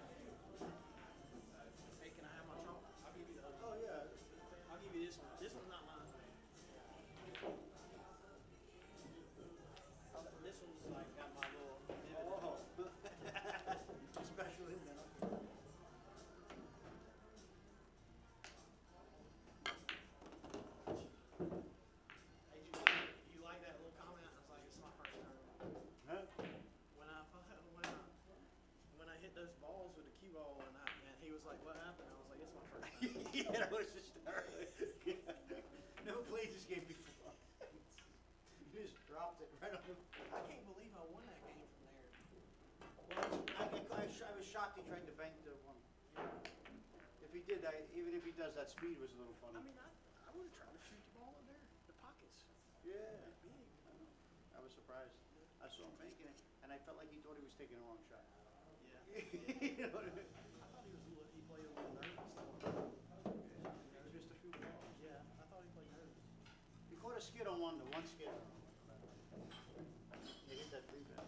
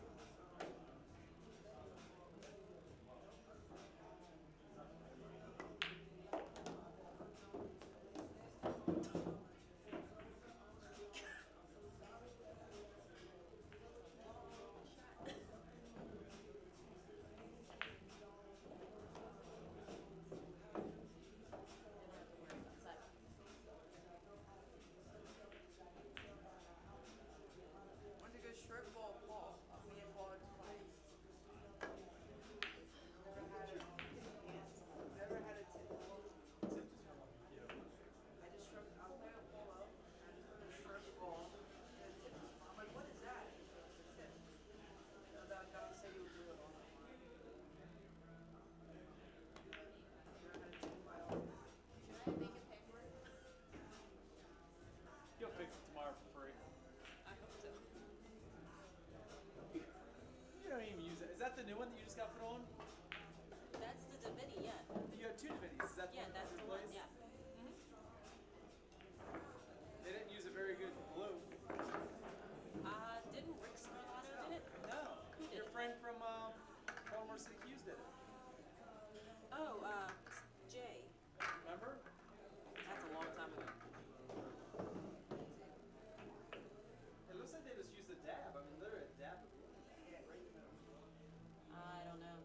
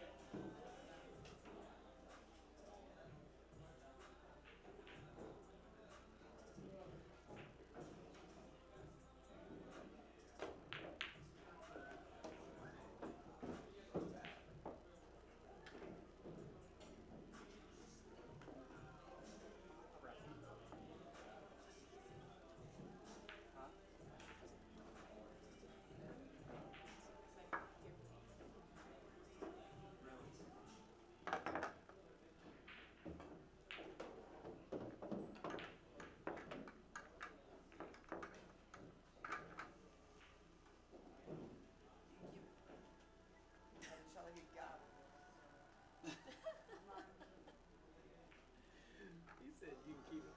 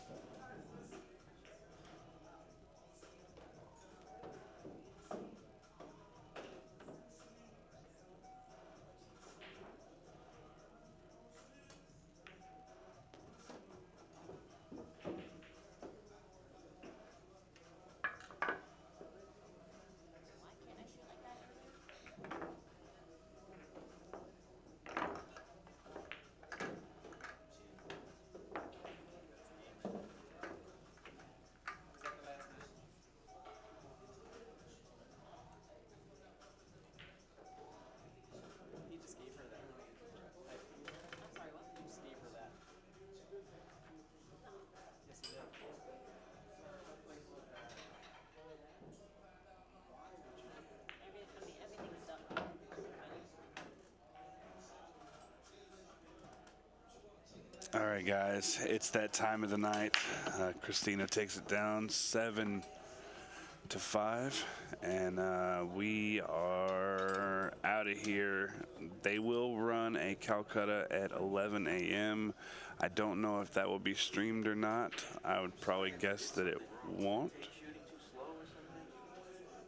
And so depending on whether or not that gets streamed, our live feed should be up shortly after. It is a complete redraw, so the bracket that you're seeing posted is not there. You won't see it until after the Calcutta is done. So make sure you tune back in, guys. Tomorrow we'll be live right around somewhere between 11 and 11:30. Catch you guys later. Have a good night.